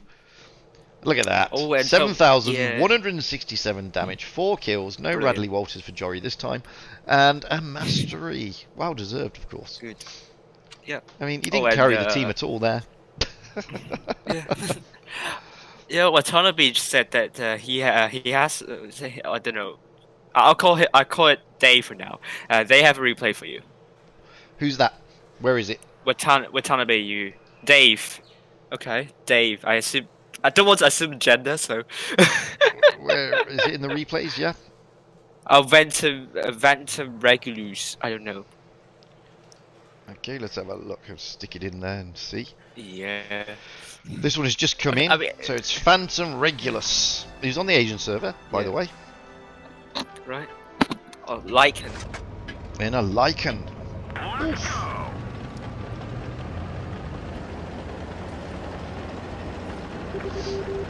The Lycan is quite a nice tank, to be fair. For an event tank, it's a nice tank. It's got trolley armor, quite a decent gun, and it's not slow for a heavy. For a heavy tank, it's pretty quick. But probably too well armored, I would say. It's just, I think so. I do think so. It's a nightmare. It's a nightmare to deal with. It's like 252U, but it's tier 7.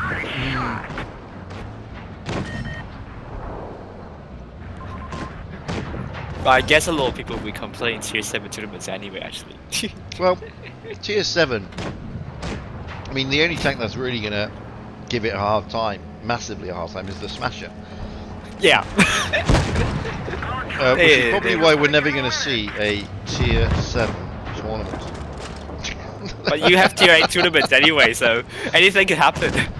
Thankfully, you're not allowed to use fantasy tanks, are you, in tournaments? So, thankfully, the Smasher's banned, I think. Is it? I don't think so. I'm gonna have to try. I'm gonna have to look at. I mean, look at this. He's with a. He's in a tune with somebody in a smasher. Oh, there you go. If you want broken tank awareness, there you go. More like woken tank awareness. Oh, unbelievable, aren't they? I mean, these two tanks together can decimate the entire enemy. I mean, look at that. That's 500. That's a Lycan. 500 into the top of that poor KV3. Oh, and KV3 is one of the worst tier 7 heavies, actually. Absolutely. I mean, when you look at the line up here, I mean, you've got to look at the line. Let's look at the enemy team. T54 Lightweight, T62, T54 Shark, KV3, LTB, CDC, and Tiger 1. Let's have a look at the other side. 152, Panther 2, IS, Lycan Smasher. You know you're going to lose if you're on the other team. Like, oh, they've got a Smasher and a Lycan. We're never going to win. Oh. Unless that platoon is totally. Oh, these two are Unicums, so these two are Unicums. So no, they're not. I mean, look at that, bouncing 200 from a lightweight. Oof. I mean, it's when you roll out like this, you just know that the gods of RNGs and everything is on your side. Oh. It's there is the T54 Shark. Dearie me. To many, it was an expensive tank. To some, it was not. I'm one of the many.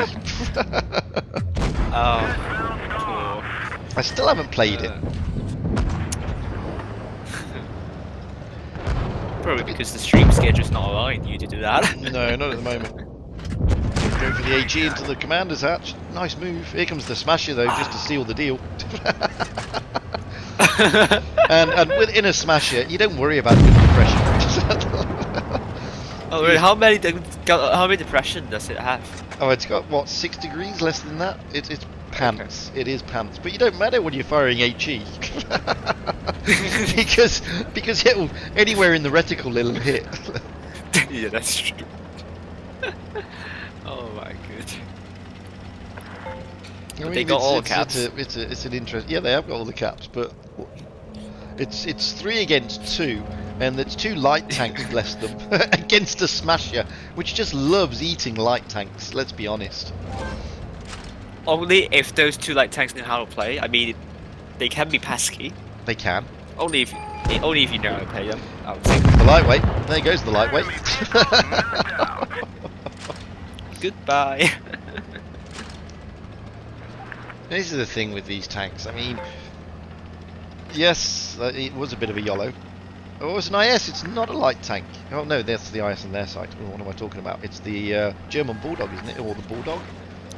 German Bulldog. No, it's the LTTB. I lied. It's the LTTB. Oh. So they're looking for an LTTB. I would have thought the Smasher wants to find him first. Because Smashers do like eating LTTBs a lot. Yeah. Yeah.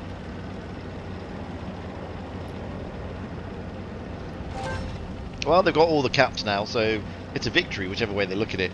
The LTTB is not AFK. I saw him earlier. He was running around the battlefield. There he is. Or maybe he is full health. Now, Phantom has only got 2,791. That's not enough for a mastery, I don't think, in this tank. Well, maybe yes. It could be, actually, yeah. I don't. Well, he is going to get a shot here, though. Big one, maybe. Oh, now 3,147 is good enough for a mastery, yes.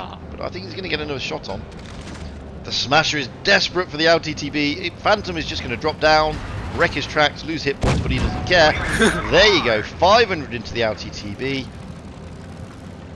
The Smasher unable to gobble him up. Oh, poor yeah, as soon as he got those 2 shots on the LTTB, that's putting you into mastery territory. It's a great game. 3,647. As you can see, the Smasher did a mere 2,369, but took 3 kills. Oh, broken. So let me just recheck. I'm pretty sure we've got another 10 minutes, but let me just recheck. Because I always worry that I'm going to miss it. No, we got 10 minutes. So that's cool. We got what time for one more replay. And let's go for those of you who haven't seen it. I'm going to show you White Raven going out in a tank that I am really not a fan of, the T6E1, which is a tier 4 American premium tank. I did a standalone video on this along with a replay of Jory in the Leo 1. This is a fantastic game, by the way, in a tank that I don't think is great, but in fairness to White Raven, he makes it sing. He really does. Which one? Which tank? The T6E1. Oh, I didn't know this. It's an American tank. It's basically, it looks like a ram with a derp gun, but it doesn't have a derp gun. Okay.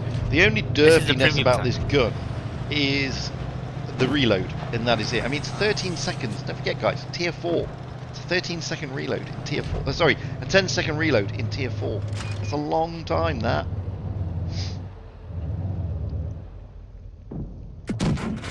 And look at that, it only dishes out ironed out for about 150. It's not derpy. In fairness, and this is not taking anything away from his gameplay, every time I play this tank I'm always up tiered into tier 5, and it does struggle in tier 5 because it has zero armor. And consider like Wolverine has like 5 seconds around for 160 damage per shell. So it's like, oh yeah, when it comes against tier 5s, it's yeah. And don't, I mean, towards the end of the game, he's playing against a Panzer III, and the Panzer III has a better reload, and it knocks out Iron Dow for about 80. So he's still doing the same derp, and that's a tier lower. And you know, the thing about this tank is, you'd think, if you can't see the nose on it, but the gun is squat and stubby, and it looks derpy, but it's not. There's no derp in it at all. So is it that the AP shows around like 90?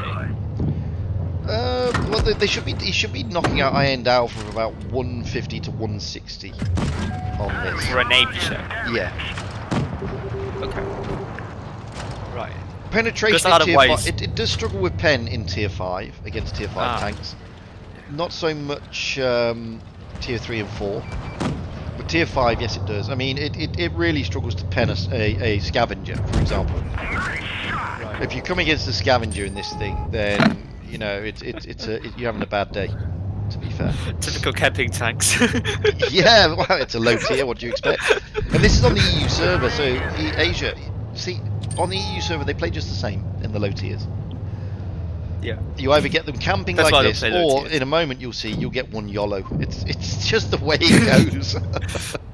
That's why I don't play low tiers. Well, I was going to do a video on is it even worth the hassle playing low tiers now? When I say low tiers, I mean tiers 1, 2, 3 and 4, because you do get some variation in tier 5, but at tiers 1 to 4, discounting premiums and collectibles, they're all pretty much the same. They've all got pretty much the same HP, the same damage, the same reload. There's a few bits and bobs, but it's not that much different. So is it really worth it now, going that far down? I don't think it is anymore, personally. I mean, personally, it's never been good, been worth doing. Back in the day, well, I don't know. Back in the day, it was okay for training, but nowadays, no. And it's like tier 5 realistically is meant to be your training. It's where you take the training wheels off. So tiers 1 to 4, you've got training wheels on. Tier 5 is where you take those wheels off and learn the mechanics of the game, like side scraping, like going hull down, etc, etc. Well, see, still camping, look. Bless them.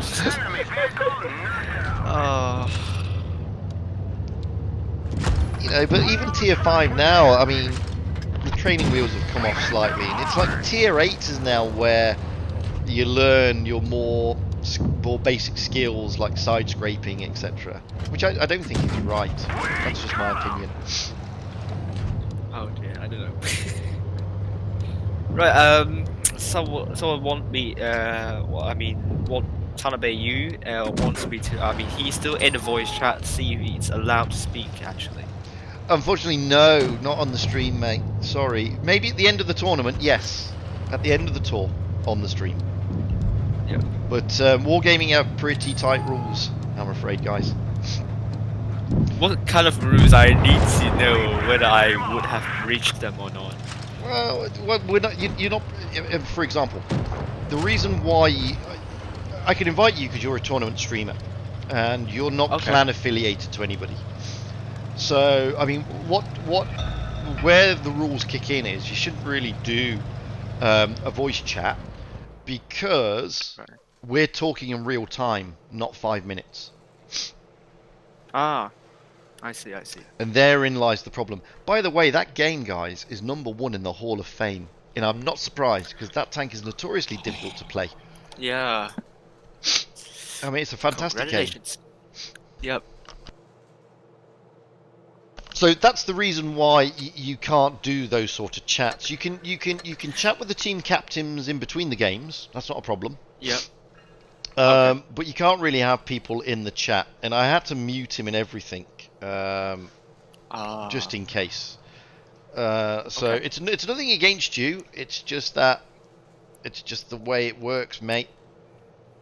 Yeah. I'm afraid it's that's where wargaming are. Oh, see, look, we finished just in time. Oh, you just missed it. Yeah. So I mean, basically, what happens is wargaming don't want people to be able to give the advantage to one of the teams. That's why there's a 5-minute delay on the stream. The 5-minute delay is there for that reason. Yeah, so that people won't be looking at the stream and then go like, they're going there. We will just rush that aside. Absolutely. Yeah. But as you're a tournament streamer and as also you have no clan affiliation, then this is perfectly fine. I mean, because we're doing like a double commentary. Yeah. So we haven't. There's nobody here from any of the clans, etc., etc. So you know we're playing within the rules nicely. Okay. But those are the big things. I mean, the big things are, you know, make sure you got the stream delay in, and make sure that there's nobody listening on. If you're doing a voice, nobody's listening from one of the clans or affiliated to the clans or has an allegiance to the clan that can give tips and hints and everything. Although I do give tips and hints on everything during the stream. That's during the but that's stream. for everyone. Absolutely. That's for everyone. So, the room is up. I'm going to ready up. Yes. We are best of 7 this time. So, it's a bit longer. Octupo 252. Yeah, we're on Faust with Team ID on the North spawn and GV, Great Viet, on the South spawn. Looking at the lineup, let's have a look at Team ID first. Linked has got a T32, Radioactive has got a T32, IDS is a 301, everybody else is in the obligatory 252U. Looking at Great Vet, Dubstep is in a Mark 1, I Am Soic, I need to know that now, I don't know these players, I'm afraid. I Am Socano is in a potential Chrysler K, Doha is in a Defender Mark 1, and everybody else is in the obligatory 252U. Oh, the omnipresent 252U. So, it's going to be an interesting one. It's going to be a brawl of the 252Us again. I'm going to have a fruit pasta, excuse me. And Defender Mark. Is that 10180? Mm-hmm. Oh, they're going with Chrysler, but still premium. Mm-hmm. Yeah.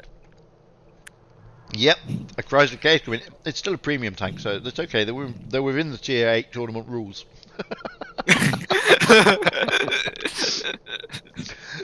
Whereas Team ID have broken the rules a little bit with 3 Tech Tree tanks. 3 Tech Tree tanks. Naughty. And they obviously didn't get the memo. Yes. No, I do think that GV is. I do think that 10180 players are playing in GV's account. That's why they're taking double Defender Mark 1 and then quadruple 252Us. Yeah. That Chrysler K is just a naughty boy. He is naughty, but as I said, he got the memo. It is a premium tank, so it's okay. Everything's good. Yeah, that's only fine. Yeah. So this is the final of the upper bracket, final stage, Group 1. all to play for to get into the grand final for tomorrow, which would be interesting. Yeah. Although I do think that should have been like only 3, because like tomorrow there are only 2, and then Yeah. I don't know, maybe. But like tonight is pretty tense, and it could wear Absolutely. out There's still a lot to play for here. There is a Yeah. lot to play for. Both teams have done well to get to this stage. I mean, Team ID haven't faltered yet. They faltered a little bit. They lost one game. Yep. They faltered a little bit on Canal. Great Vet has played really well to get here. So it's going to be interesting. We'll see very soon. You know, Great Vet is going to be wanting to turn over Team ID. Team ID have been dominant for the Asian Tour, let's be fair. Yeah. And GV are going to be looking to break that dominance, and they can do it from what I've seen of their wins so far. They are possibly able to do this. So I'm hoping it's going to be a close, tough match. I hope they surprise me. I really Same hope. here. I'm not taking anything away from Team ID. I mean, they're a fantastic team, fantastic clan, great bunch of guys. But GV, underdogs maybe. It's always interesting to see underdogs come out through the ranks. Well, we'll find out now what's going to happen. Faust is always a difficult match tournament-wise. Always difficult tournament-wise. I mean, you normally get somebody shoots up to the A cap to do the spots, and then sometimes the teams go through the middle caps and tries to get the cap. It's always a notoriously tough one for tournaments. So as you can see, IDS already making his way towards the A cap. Campon and Gayem already going down to that C cap area, with the rest of the team heading towards the A cap area for ID. Moving over to GV. That is a good move from Hwang Kim, overlooking the B cap. That's definitely 10180. Yeah, Dohard, fast captain D, Dubstep just overwatching. Rest of the team on their way to the the A cap. Sorry. So it's going to be an interesting one. So at the moment, ID have got the cap advantage, but that means nothing in tournaments at this stage. Yeah. You can see ID have now stacked themselves up all over by their spawn, apart from Plurelica, who's coming in the 252U. Quite aggressive, actually. But he gets out of harm's way. Drops down. He's dragging Nubar and Jesus with him. That could have been a good move. Look, we need to go down there to see. Look at this. Plurelica is trying to drag them down. He's working. It is working. He's got no support at all. Has he been the sacrificial lamb here, or is that just a bad move? I think it was a misplay. Moving back up to the top, though, it's allowed the rest of the team to push in onto the A cap. However, they are now down on points, but they couldn't get rid of the Osaka and the 252, and maybe the Chrysler, but Radioactive is very, very low. They get rid of one, but Radioactive goes down, so it's 2 tanks down now for ID. ID are struggling here. GV are playing nicely. Chrysler goes down. So they've both lost 2 tanks, but Gayem is very, very unhealthy. Gayem is about to go. There he goes. So now they've lost 3 tanks to 2. I'm trying to see where the focus is going to be. I don't know if Linked is going to be all alone here. Yes, he is. He's being pushed by 2. Now by 3. Good focus fire. GV are playing really well in this game. There goes Linked. Campon is now being pushed. Wang Kim is coming in. Blocking the shots there. That's good. Onto Oslo. Oslo is a one-shot. Blocks the shot again, allows Oslo to get the shot in. Oslo may go down to Lanny though, but it doesn't matter. ID are really up against it here. He goes down, it's 3 against 2. Lanny is a 2-shot, now he's a 1-shot. There goes the IDS, and there goes Lanny. Wow! Really good focus fire there by by GV. Let's be honest, that was good stuff by them. I don't think Pro Liquor was meant to do that. Let's be fair. I think it was out of the nerves. I think like there was panic. That was total panic from him. I think so. I think he pushed. Yeah. I said it was an aggressive move by him, but then he dropped down. Yeah. And was he just trying to drag them down with him? I don't think he was in the end. And he really came very isolated and unstuck very quickly. Yeah. Really good focus there by GV though. I mean, look at the damage count. I mean, the damage count is very good. Yeah. I mean, Porelica potentially had a good idea there, like dropping down there, baiting those 2 tanks from GV to push it. But the wrong move from Porelica is he moved away. That's not the move he wants to do. Because basically ID could just come in, save him, and those 2 tanks from GV would be down very soon. Absolutely. I don't know why he would be trying to run away and go into the enemy tanks. That's definitely panic. Yeah, like I said, I really don't think he meant that. I don't think that was part of the plan. I don't think they practiced that. I don't know why he did what he did. Maybe you're right. Maybe it's a bit of panic. Maybe he thought he was safe. Maybe he thought that all the tanks are there, and obviously they weren't. Nope.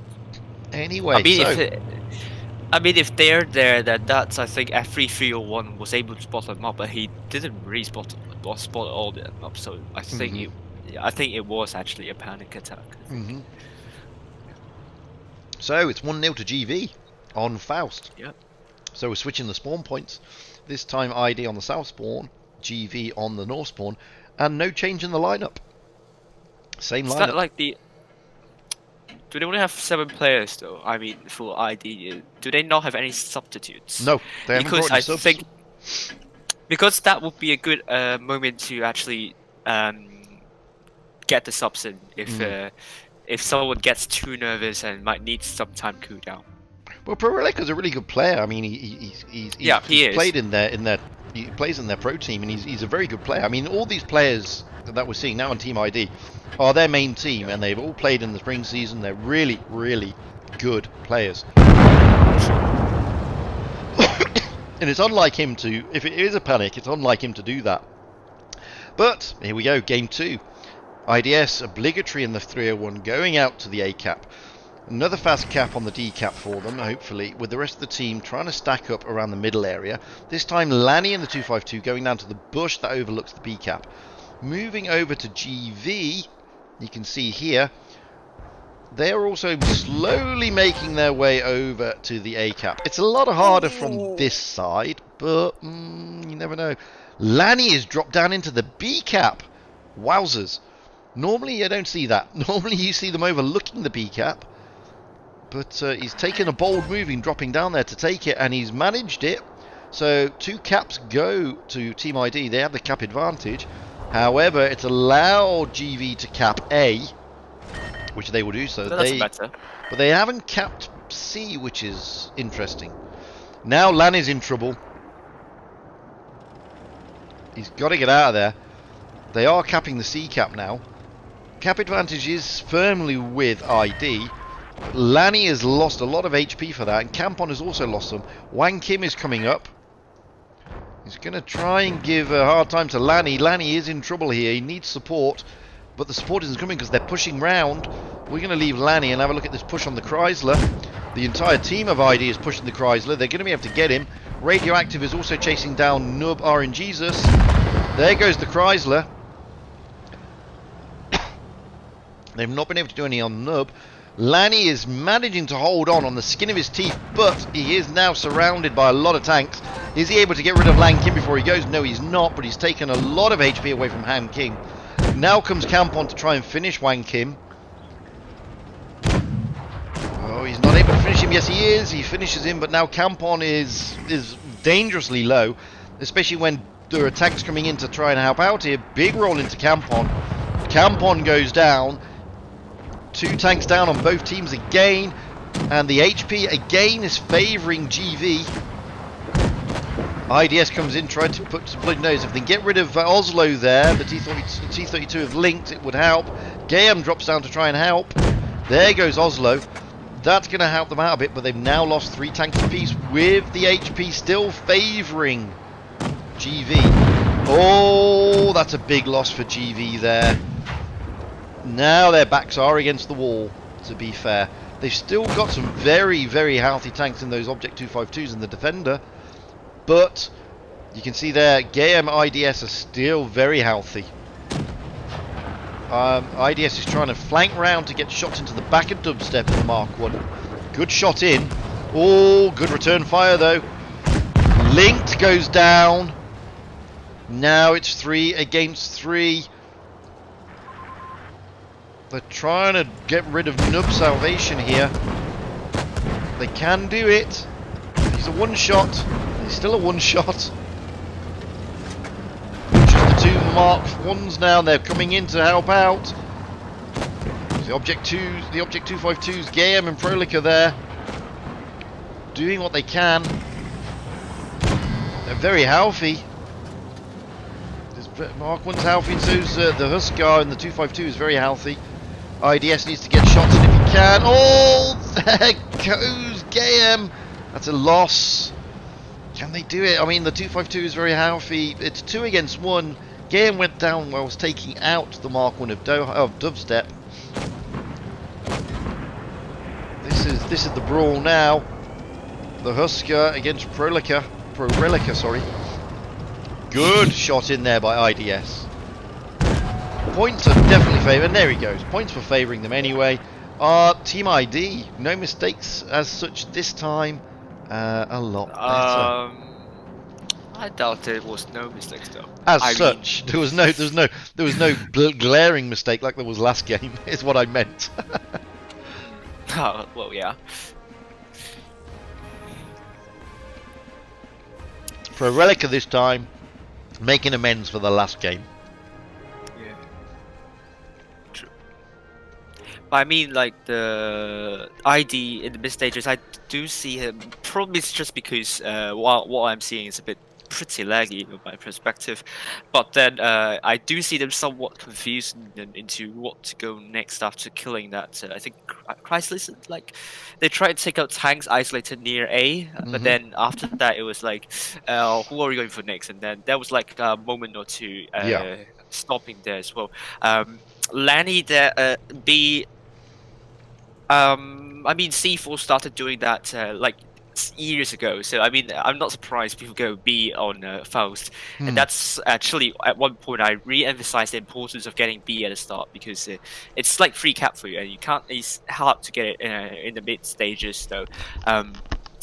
So what I think the problem is that strategically you probably want to be aggressive on either one of the sides, like either go aggressive on A or maybe go aggressive D, and just.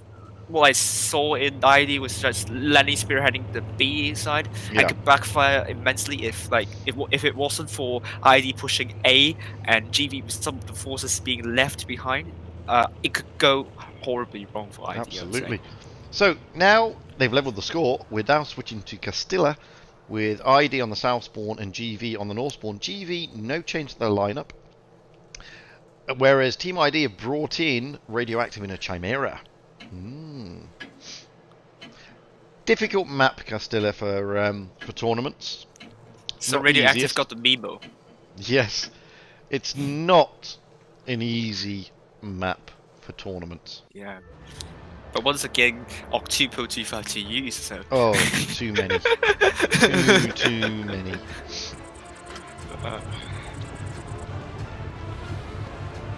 I mean, fair enough. EU clans do spam IS4 sometimes, though. Yeah. Oh, every tier has spam tanks. I mean, if it's not an recently, if it's not the IS4, it's the Sheridan. If it's not the Sheridan, it was the 215B or the E5. I mean, you know, there are certain tanks that you will never see in a tournament. It's like the low. You never see a low in these tours at this level. Never. Yeah.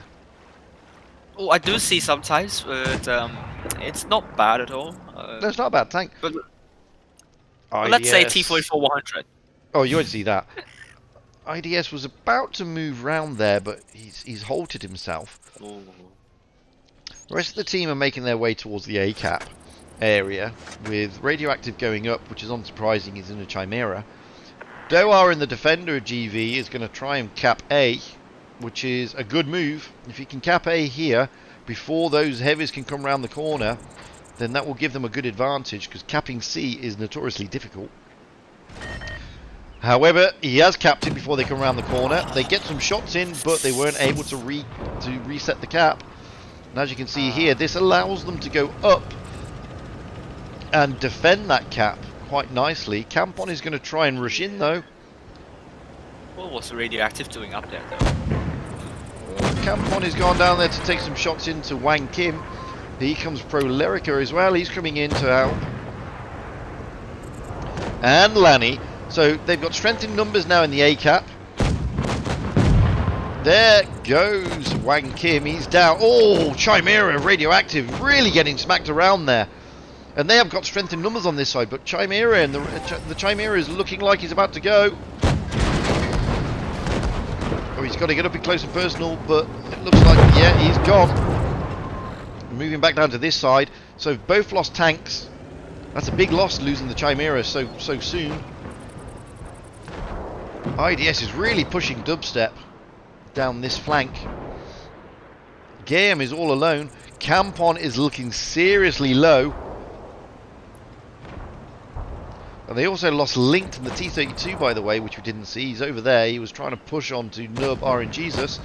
Nub RNGesus has managed to survive that. Oslo is about to go down, so he drops down into the dip. It's going to be difficult for him to be killed now.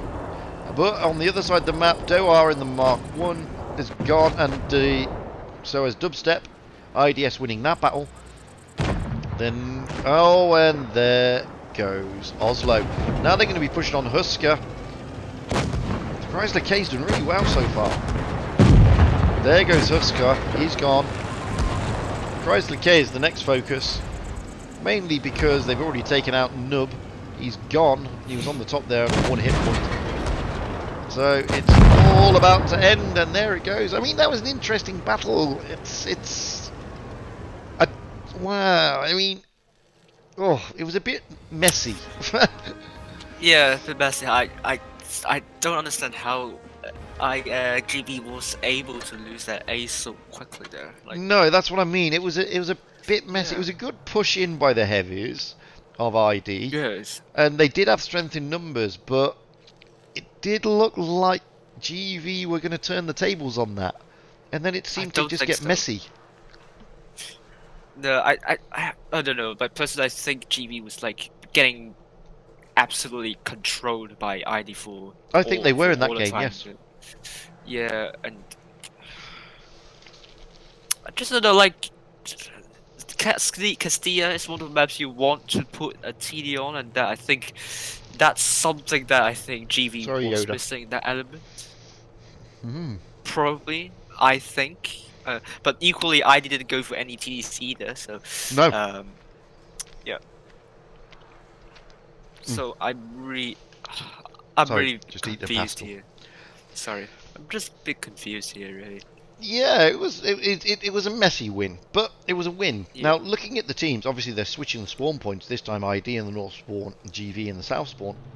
Radioactive, interesting, dropping out the Chimera in favour of the T-32. It's the only change. Oh, yeah, it is the only change. And GV, well, there's no change at all. No change they've at all. kept the same It's the tanks. same 3 games. Yeah. And possibly a 4th game as well. Absolutely. So it's 2-1 at the moment to ID. They have the advantage, but it's by no means over. Don't forget, it's best of 7. So it's the first to 5.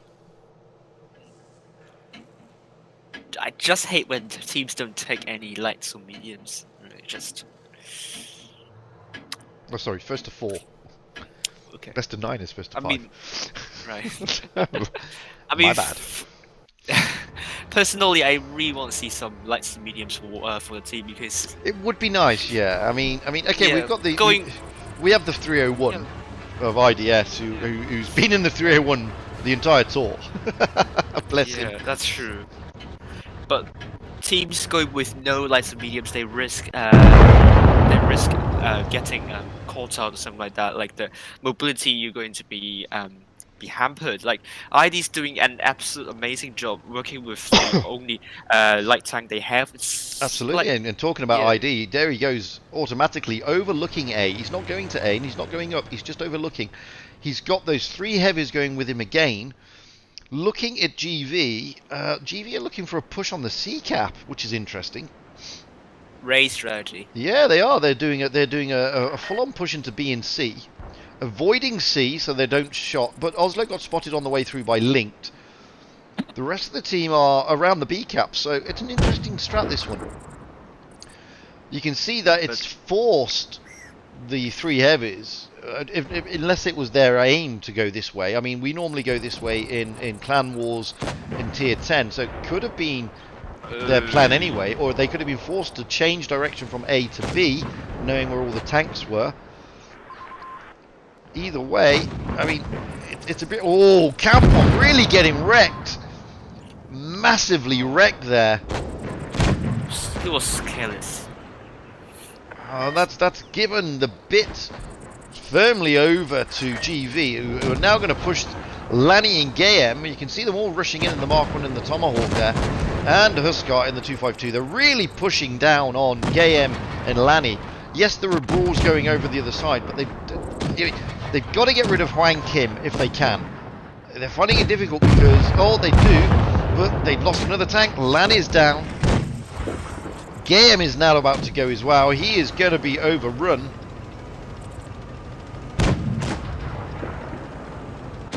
Just looking at Gayem here. Gayem goes. IDS is trying to come in and he gets smacked for his troubles. So 2 tanks down. Nub, RNGesus is gone. But they've lost 3 on Team ID. And look at the Mark 1s circling around to try and take out IDS. IDS is in trouble. IDS goes down. Linked is now in trouble. This is turned in favour of GV. Linked is in serious trouble. Some of the tanks have tailed off to go and get Pro Relica. We're going to leave because there's only just the brawl between 2 tanks there. Pro Relica is about to go down. Huskar's coming in as well. The Defender's doing great work. There he goes. Radioactive is also about to go. Linked is finally gone down. The Defender Mark 1 here of Dubstep should be able to put some good shots into the engine deck of the Radioactive with the T-32. He's just waiting for his load. He gets 1 shot in. What about the next one? There we go. Turnaround time by GV. Really aggressive strat there. Really good. Really well played. Campon getting absolutely wrecked as he stuck his nose around the corner. Yeah. As I said, if it's not... Maybe he has a ping issue, I don't know, but like this is very careless move from him, and from that the entire ID team spiraled down the terrain, so. Well, Campon is their talisman, not just their captain, and he gets a lot of focus when he's playing. Everybody focuses him to get him out of the game, but he went down very quickly. He absolutely got wrecked. Yeah, but he's the only tank to peek out, so like it's like a mistake from his perspective from that, as I would say. So he's doing the Pluriel this time. Yeah. So it's squared up again, 2-all. Now switching to Black Goldville with Team ID on the south spawn, GV on the north spawn. GV, no change to their lineup. It's worked so far for them. They're not changing it. Radioactive.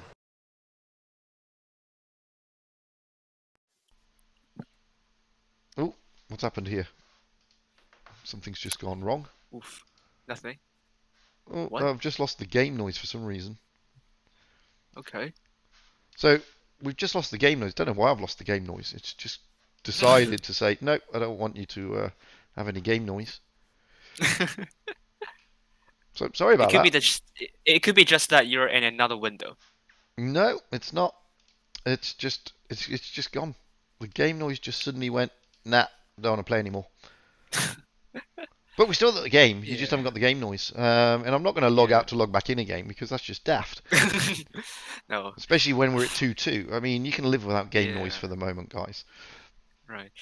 I mean, ID, they need to stop making big mistakes. Yes. So far, I think they are strategically much better than GV. but they need to stop dropping the mistakes that GV was able to punish them hard actually. Yeah. Yep. So sorry guys, I don't know why I've lost the game sound. It just suddenly went. I mean, after 2 hours 15 minutes of being fine, the game sound just said no. I don't want to play anymore.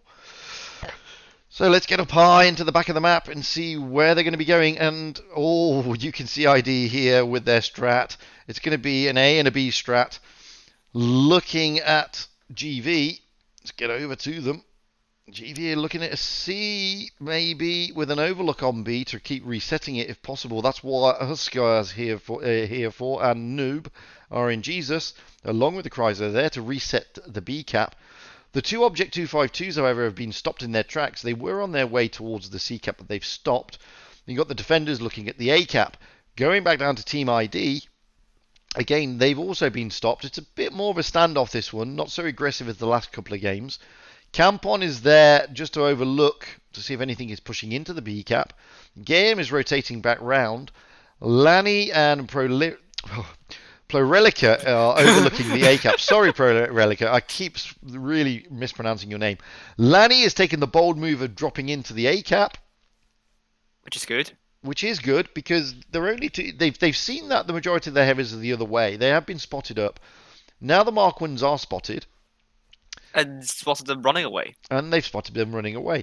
Campon is making a move through the middle area of the map, as you can see, trying to get some good. Oh, but there's a big push onto the B cap by GV, and nobody is covering it from ID. Nobody is covering it, so nobody there to reset. Doesn't matter. I mean, ID have got the cap advantage at the moment. Some damage in. But there is damage going in now. I mean, with the Chrysler's had some damage. Doha in the Mark 1. Nubdar and Jesus and the Huskar in the 252s have also had some damage. Oh, but Lanny is now getting smacked around a little bit as well. I'm looking over on this flank here because you can see the Mark 1s are rotating back round to their spawn, trying to get behind, which they can do nicely. I mean, they've got good gun depression. And they've got really solid turrets. And as you can see, Lanny is really being focused.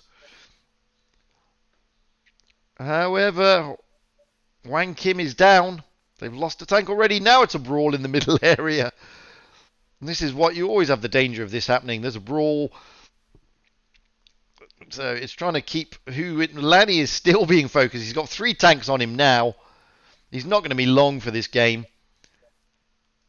He's going to be pushed and pushed and pushed. Oh, he manages to get a kill. There goes 3 down. Nub Jesus, Huskar, and Huang Kim are all gone. Lanny is hanging in there by the skin of his teeth. He's got 1 hit point. And the Chrysler K goes down.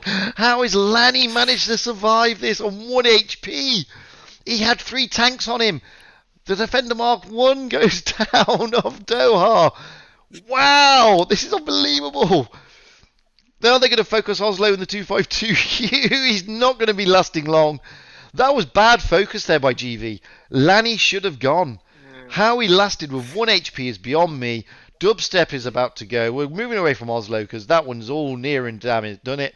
And there goes Dubstep. All over. Wowzers. I am still confused how Lanny managed the game with 1 HP. Right. Thing is, I don't understand why GV would just commit like everything into B. Like they're pushing on to nothing, and they don't have high ground advantage anyway. Absolutely. So I just don't understand that move there. This is that gave them a loss basically, and absolutely ID with better positions. So I mean, as I said, ID with better strategies. Yeah. GV, ID only lost because of big mistakes. So yeah, I mean, in that game, just. Excuse me. I mean, I'm still scratching my head how Lanny got away with 1 hit point left when he had 3 tanks around him. I mean, true. That there should have been better focus there by GV. To be fair, that's true. So advantage goes back to ID on Black Goldville, 3-2. Yeah. GV got it all to play for. I mean, this is the penultimate battle, effectively. Unless GV can cause an upset. Yep. So, no change for GV. Same lineup, same tanks. And no change here for Team ID either. Ideas. Yeah, I hope they don't implode this time. Same here. Yeah. Maybe I might jinx them, so let's hope they don't implode. Absolutely. It'll be interesting to see now. I mean, ID will know that it's within their grasp, but we have seen this before in EU, where I believe it was Endgame were firmly in control of the game, and then somebody, I can't remember, it was Legion, was it? Or somebody, turned it around massively. Or it was the other way around. Legion were in control and Endgame turned it around. It was No, like I'm 4-1. not sure if it's that was Raid in the Blitz Raid, tournament. that's it. Yeah. It was 4-1 to Endgame, and then Raid just Yeah. turned it around and beat them. So it can happen. 6-4. Yeah, it Yeah. can happen. And once again, Octubo 252 use. Absolutely. Again, it's a lot of 252Us. Oh, There is a lot. I mean, it's just a lot of premium tanks. Let's be fair, guys. yeah. And this is the big disadvantage because not every clan will have players with Object 252Us. So, looking at the strat here, we've got Radioactive and the Chimera overlooking the A cap. The objects of Lanny and Prorelica are on their way up to him. The rest of the heavies for ID are moving towards the B cap, but we've got 2 heavies already from GV capping out on B, with 1 in support, the Huskar behind. IDS is rotating back. He was going towards the C cap, but the defenders are there with Oslo helping. So it looks like this time GV are going for the cap advantage. IDS gets smacked as he crosses the back of the map there. That was a blind shot going in the second time, but he missed. Now, you got ID stacking themselves up over the B cap area. There are 3 tanks on the B cap for GV. ID do have the tank advantage, but those defenders are coming back round, and Oslo is also there. He may not be in the cap, but he's also there. All GV need to do at the moment, they have the advantage. They do not need to push. Wang King is pushing. He doesn't need to do that. Jesus is getting smacked around in the cap. You can see here, I mean, they have the advantage.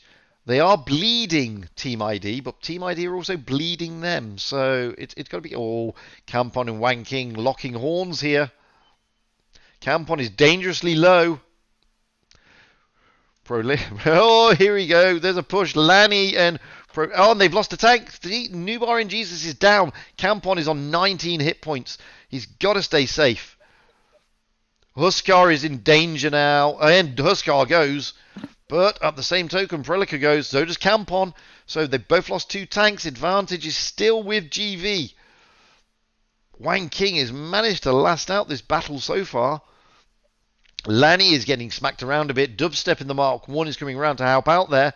Though, there goes Wang King. So advantage still with GV. But hit point advantage at the moment is also with GV. Oh no, it was with GV. Yes, it is still with GV.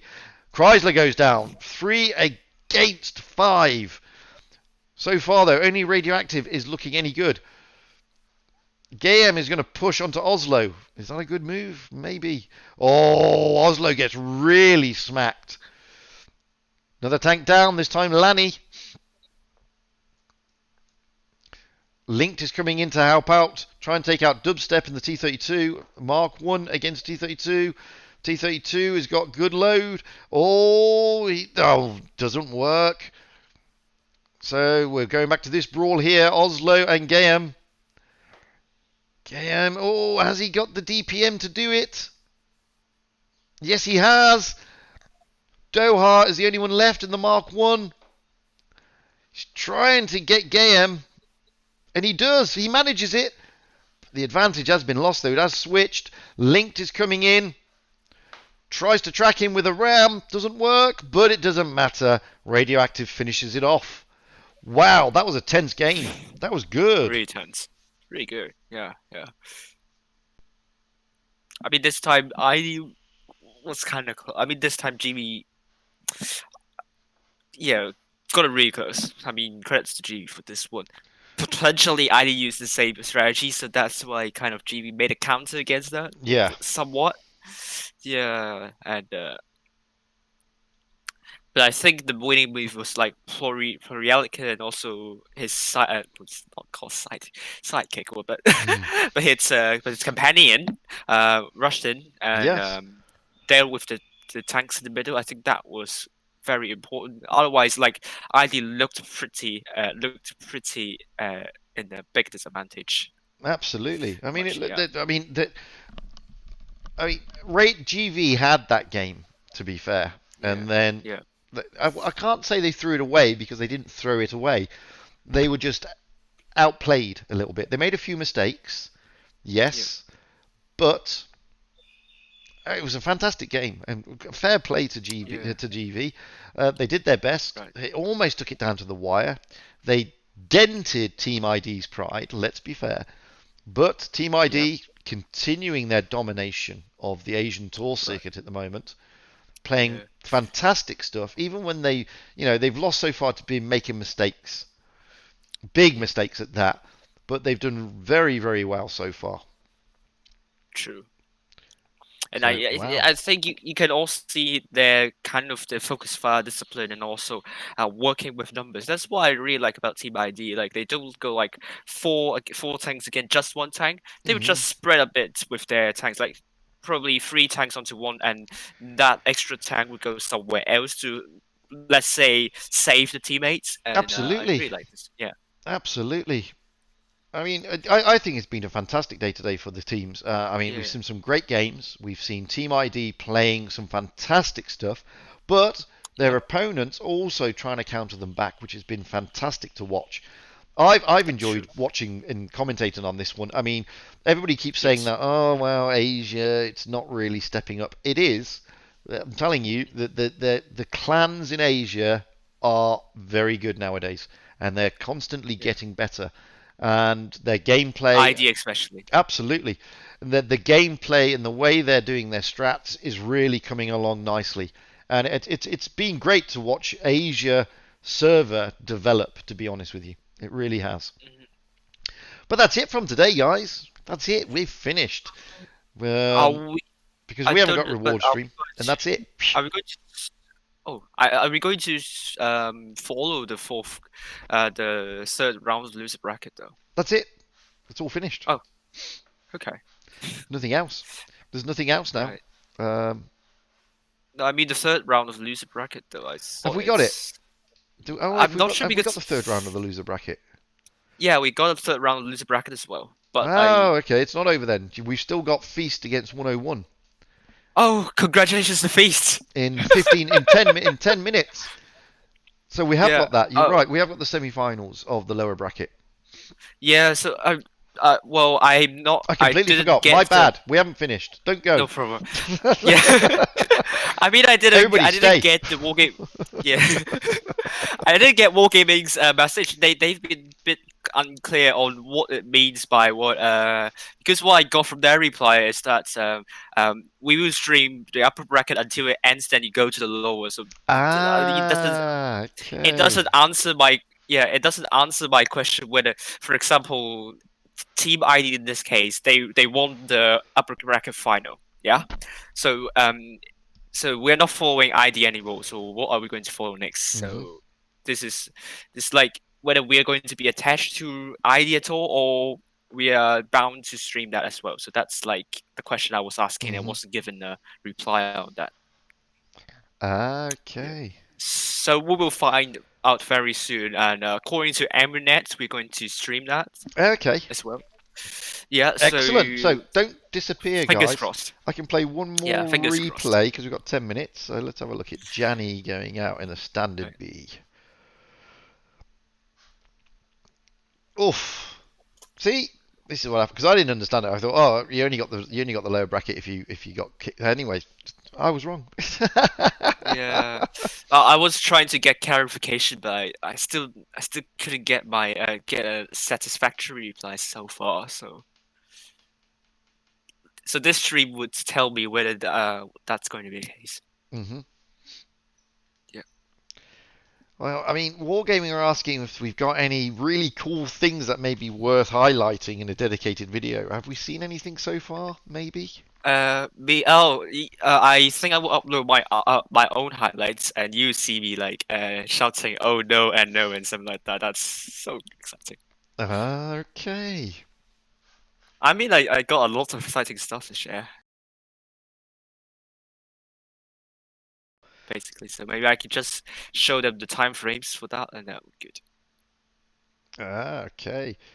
Well, I mean, we're still playing, we're still watching, so oof, it's all good fun still. Yep. We're just waiting.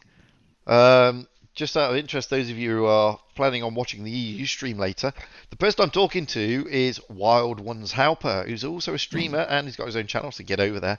He will be streaming the EU later tonight, where he is following Raid through that bracket. Raid, technically raid. I'm not sure what they meant by we stream all upper brackets and then the lower brackets. Does that mean I will stream all the upper bracket fixtures and not follow a team, or will I just follow the team raid and then until they got knocked out, then I would keep on streaming the lower brackets? I'm not sure what they meant, but it's just pretty unclear, in my opinion. Well, last night I just streamed Raid all the way through in their bracket. It didn't matter if it was Raid, it was everybody in that bracket. So if I lost a team, it didn't matter. It was still in that bracket. I've got Elim and BHBP. So Elim have been playing well so far. Every good name is taken has got Legion and APA throughout their bracket. And Aminet has got Endgame. So those of you who are watching the EU, don't forget, come over, show us some love. Yeah. That's true. I was streaming Endgame last night, and they were pretty dominant. While I was streaming Raid, and they were very good last night. To be fair, very good indeed. That's true. I mean, they went up against Vale, and then APA eventually. Lost control. Yeah, and Lost Control played really well actually. Played really well. I thought Lost Control were going to turn them at one stage. They were playing well against Raid. Vale played well also. APA were outplayed. Let's just say that. Yeah, that's true. I mean, Lost Control, they were very furious with the draw actually, because they were facing Raid in the end. So I feel sorry for them, to be honest. Absolutely. Yeah. Yoda, we're not finished. Away. 1 versus 3. Baltic is in lots of trouble. Oh! He's getting a bit angry here. Who's that? I mean the replay here. Oh yeah. telling tanks to delete. Yeah, unfortunately. Ooh. Yeah, you see a bit of that. Yeah. I've still lost the game sound. What I might do after this replay, if I've got time, it's 24, so we've got 10 minutes. I may quickly restart the game to get the sound back, because for some reason the game said no. I don't know why it said no. It's very strange. Right. But we need to get the sound back, really. It would be nice. Yeah, that's true. And it only takes a couple of seconds to log back in to the game. That's cool. Now I wish I have enough time to get my graphics out. Oh. Well, somebody's asked me on the stream, about a PC, because I'm not using a PC, I'm using a Mac. But Macs are notoriously bad for gaming graphics. But what I have an external Blackmagic GPU, which is this massive thing, which is the external GPU, which boosts, which gives graphics the same as a gaming PC basically. So the lag you're seeing is not from my computer and it's not from the graphics. It's actually because it's going through a VPN, because there's been an issue between the internet between the UAE and Asia, which is the problem. And I don't normally, I've never streamed on a VPN until yesterday. The reason being is because when you go via a VPN, you lose bandwidth a lot. So that's why you're seeing a bit of lag every now and then, because of the bandwidth. because I'm normally, I mean, I play Asia almost daily without going through a VPN, and I stream it. And I mean, my internet connection it's churning out at 5,000 kilobytes, 6,000 kilobytes a second, and my upload speeds and download speeds are perfect. And it's nothing to do with that. It's completely outside my control what's happened. It's between the connection between the UAE and Asia, apparently. So, it just makes it very difficult. And this is why I had lots of problems yesterday, because I did not know that they suddenly decided to do that. to basically wreck the connection between the two continents. Right. The lag you're seeing on the replay is the replay. It's not anything else. That's just the replay. Right. Because they're not movie files. They're data files. And what you're doing, you're dragging the data off Wargaming's server. Ah. That's a great game, though. So what I'm going to quickly do, I'm going to quickly... I'm not going to show you me... I'll be back. You'll see that for 2 seconds. Whilst I then log this back in.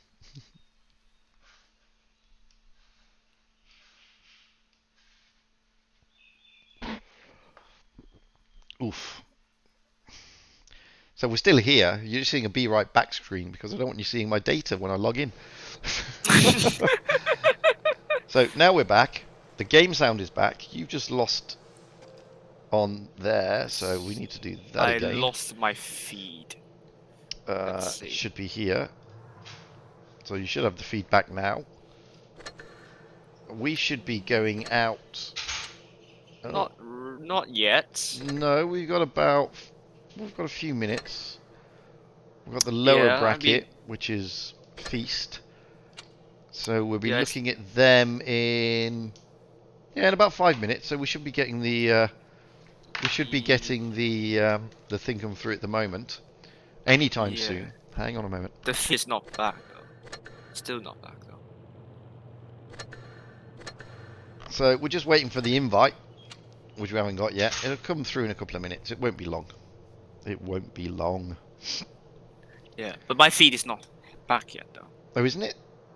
Yeah, no, it's not. Hang on a minute. You sure? Yeah. It says it is. Yeah, I'm sure. Really? It doesn't say you're streaming right now. Yeah. It's strange. You sure? I've got it. I'm sure. I'm sure. I'm sure. Let me try to disconnect and reconnect. Let me see. You say the room's just now come up. Okay. Let me try to disconnect and see if it's going to be back.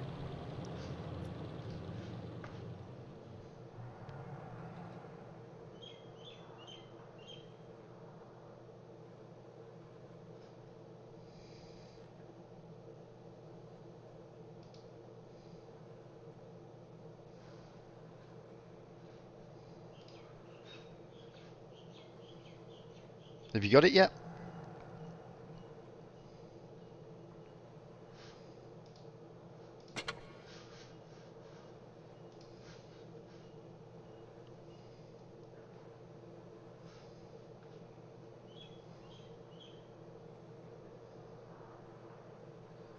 Well, we've just lost Jack for the moment. He'll be there soon.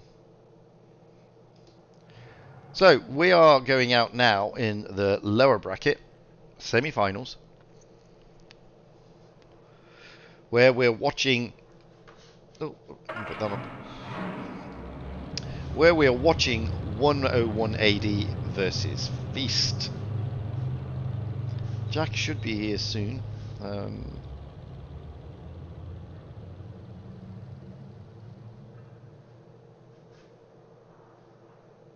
Hopefully. Let's just cancel that and do it again.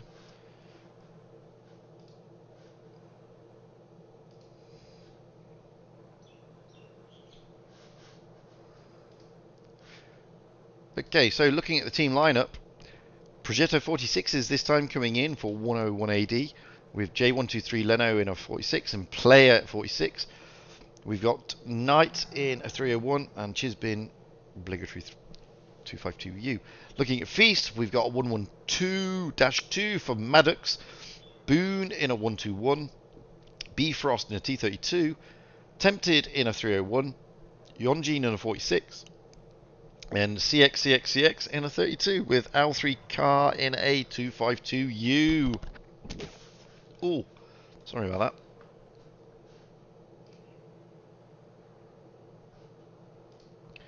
For some reason, Jack was muted. I don't know why.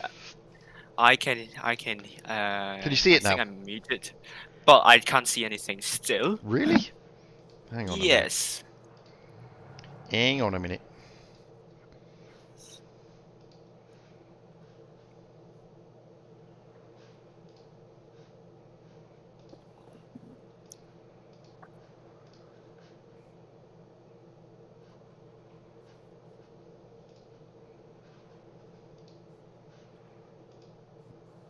What about now? Let me check. Yes, I'm back. Okay, everything's back. So we're just going through the lineup there. We're going out on Desert Sands. It's a best of 5. This is the semi-finals lower bracket. As I said, we're rolling out with Feast. 101 AD and Feast. Wallet Gambling is their name. Take what you want from that. Right. Only 1252. Thank you very much. Only 1252, yes. Yes. But a lot of WZs. there's still quite a few premium tanks in there. Right. And as I said, 180. Yeah, 180. Finally taking mediums and lights. Yeah, exactly. Finally. Maybe they heard the advice on the stream and they went like, yeah, this bloke made some sense. So I tried. Just eating another fruit pastel. Sorry. I'm so hungry as well. I want. Man, if you don't mind me eating some custard cream. No, you carry on. I have to eat fruit pastels in wine gums because obviously I can't smoke on official streams. So I have to have something else to remove that activity.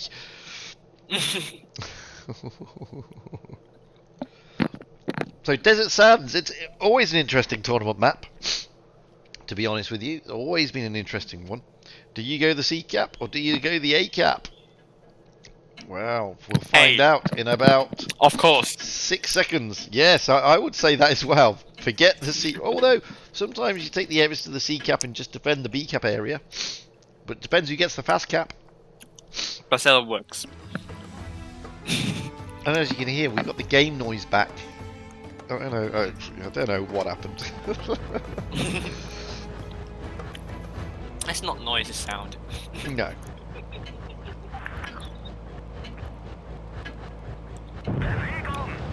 So, here we go. Up and to the back of the map. As you can see, already we've got the mediums and the fast tanks heading towards the A cap for 101 AD. Let's get over and have a look to see what Feast is doing.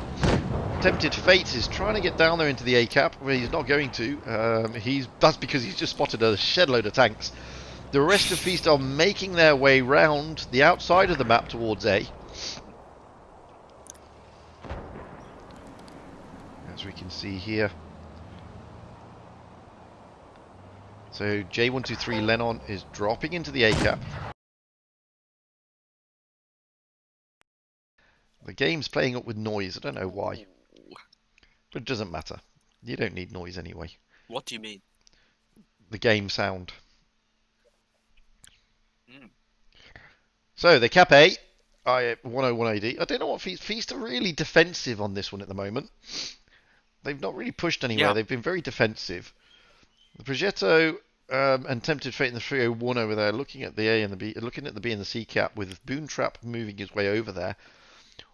101 ID, they've already capped, so they've got the advantage, and they've got quite a significant advantage at the moment. They've got a two tank advantage now. Oh, on the 180. Look at them. The rotation. They're rotating back round, and they're giving Tempted Fate a hard time. Tempted Fate is really getting a hard time here, but not as much as Yogai and Govinda. Player IP is coming in to try and take out Yogai and Govinda to 46 on 46. Yogai and Govinda is not going to last much longer. Nighttime is gone. like Tami, sorry, is gone. Govinda gets away. She's been here. Oh, there goes another tank. This time it was J123 Lennon. Good move here by Feast. Tempted Fate and Boon Trap. Not getting rid of Yogai and Govinda is probably a mistake, especially when he's only on 3 hit points. Sorry, 9 hit points. There goes player IP.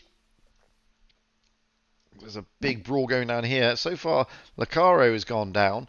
Bifrost is tussling down here with 3 heavies. He's in the T32. Tempted Fate's coming in to help out. And he does, nicely. Puts a nice one into Shikibi Meu. Bifrost is able to escape with 81 hit points. The rest of Feast are now turning up. There's only 2 tanks left. Oh, there goes Bifrost, but doesn't matter. Rudy Liu and Chen are the last 2 standing. Rudy Liu is just surrounded. Oh no, he's not anymore. Boon Trap is coming in to help out. Completely ignoring him because they're taking out Chen. Chen is a one-shot. Chen goes. He was only on 1 HP anyway. Rudy Liu is the last man standing. It's not going to go down well.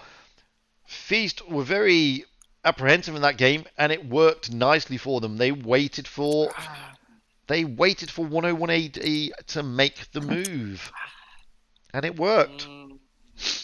I'm thinking otherwise though. I actually think 101 AD threw this one away. I do. Because I think they made a really good reading for Feast. They're like those very isolated tanks in the city, but they couldn't manage to work with like those projectors that everyone can't work together. I just don't know how they could manage to do that. But because like 101, that was really good read just to be dented by what the let's say the kind of the teamwork there was just a bit appalling, to be honest. Absolutely, it was. Yeah, I mean, Yogai and Govinda managed to should have gone out very early. To be fair, the 101 AD need to focus a bit better on getting tanks out of the game, because that's the idea of clan wars. That's true. Like their teamwork was just a bit.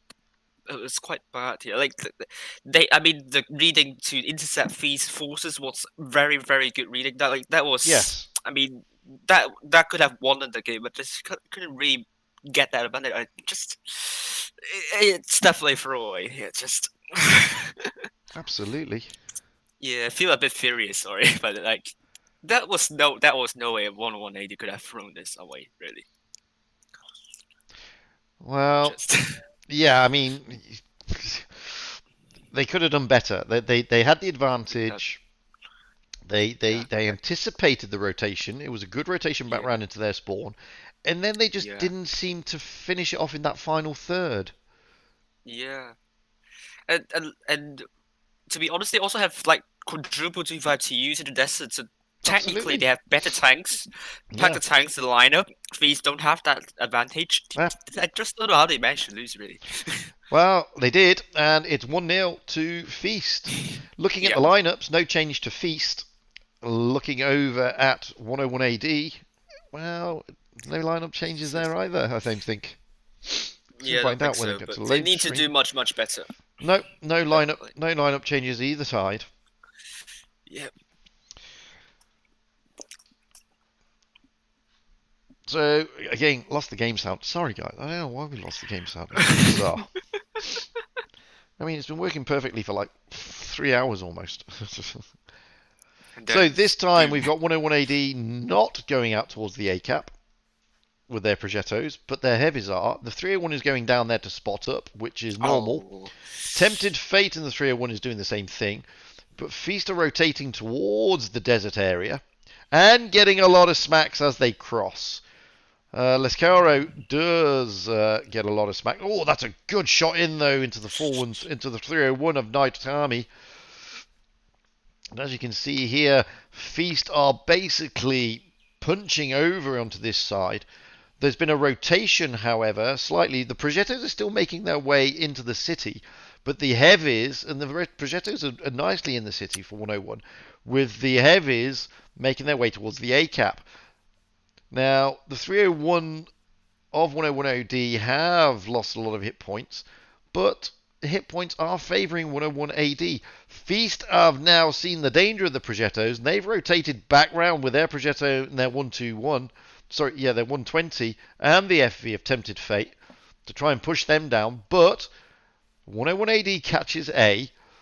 Yevgeny Govinda is moving towards the C cap. He's going to run into player IP of the Progetto. J123 Lennon is capping C. We need to get back over to the A cap. We'll come back to that in a moment.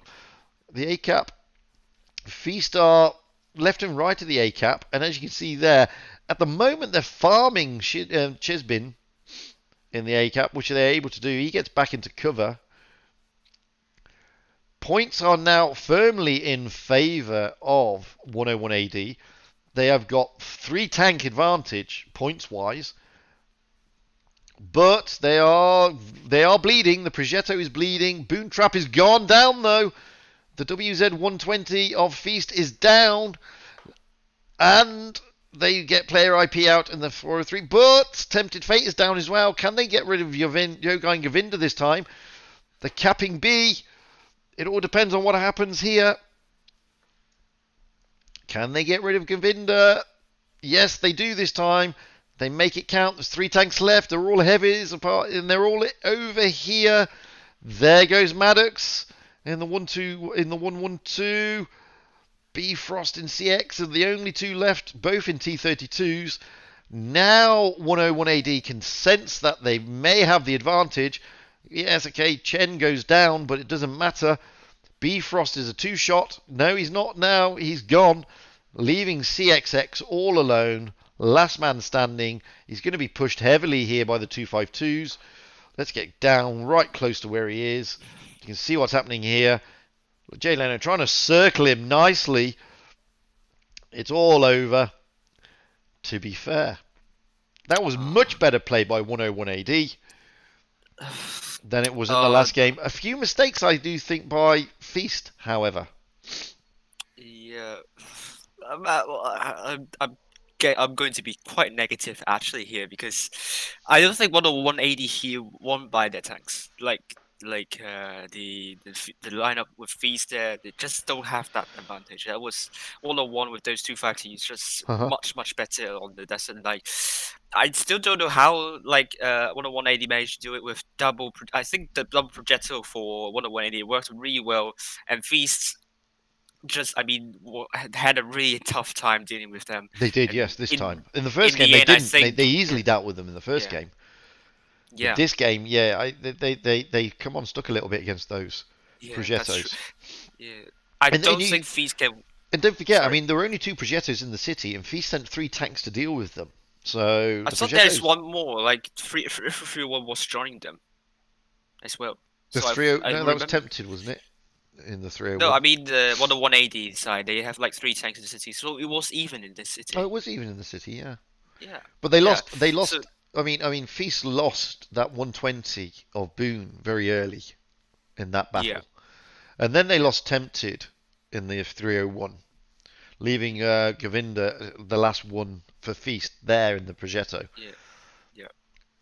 But I mean, they lost both flanks. They lost both the medium flank and the heavy flank. To be fair.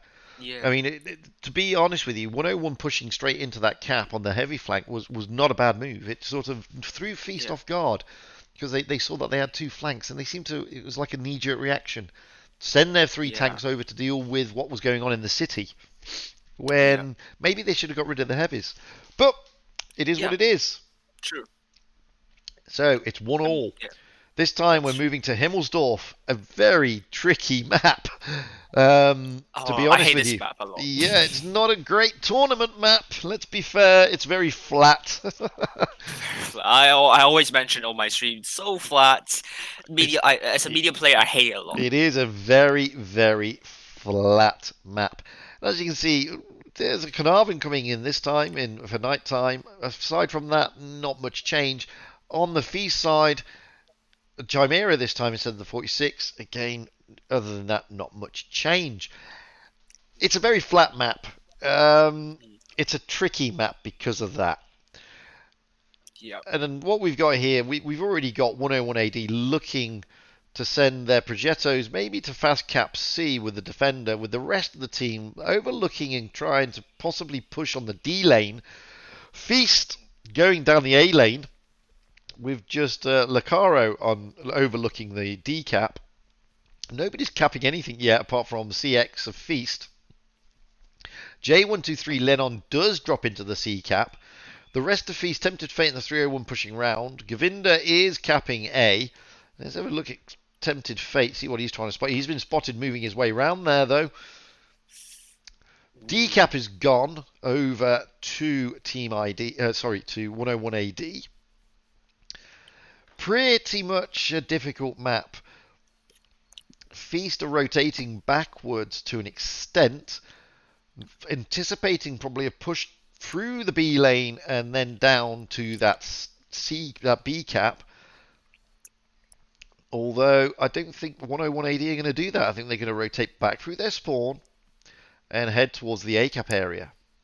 Maybe leaving these couple of heavies here to just defend D. And you can see that Feast are thinking the same lines but in reverse. They're thinking of pushing the D and thinking that's where the push is going to come from. So you can see where the tanks are stacking up. Lucario is peeking around the corner to see if he can get spots up. He can still see the 252s. That's not a bad idea. If you have a look in the top there, you've got the Mark 1, the Carnarvon, and the Progetto making their move towards A, albeit slowly. They have been spotted by Tempted Fate in the FV. But they're still there in force. It is 3-on-1 with a 252 of Rudy Lou in reserves. That's 4-on-1 now.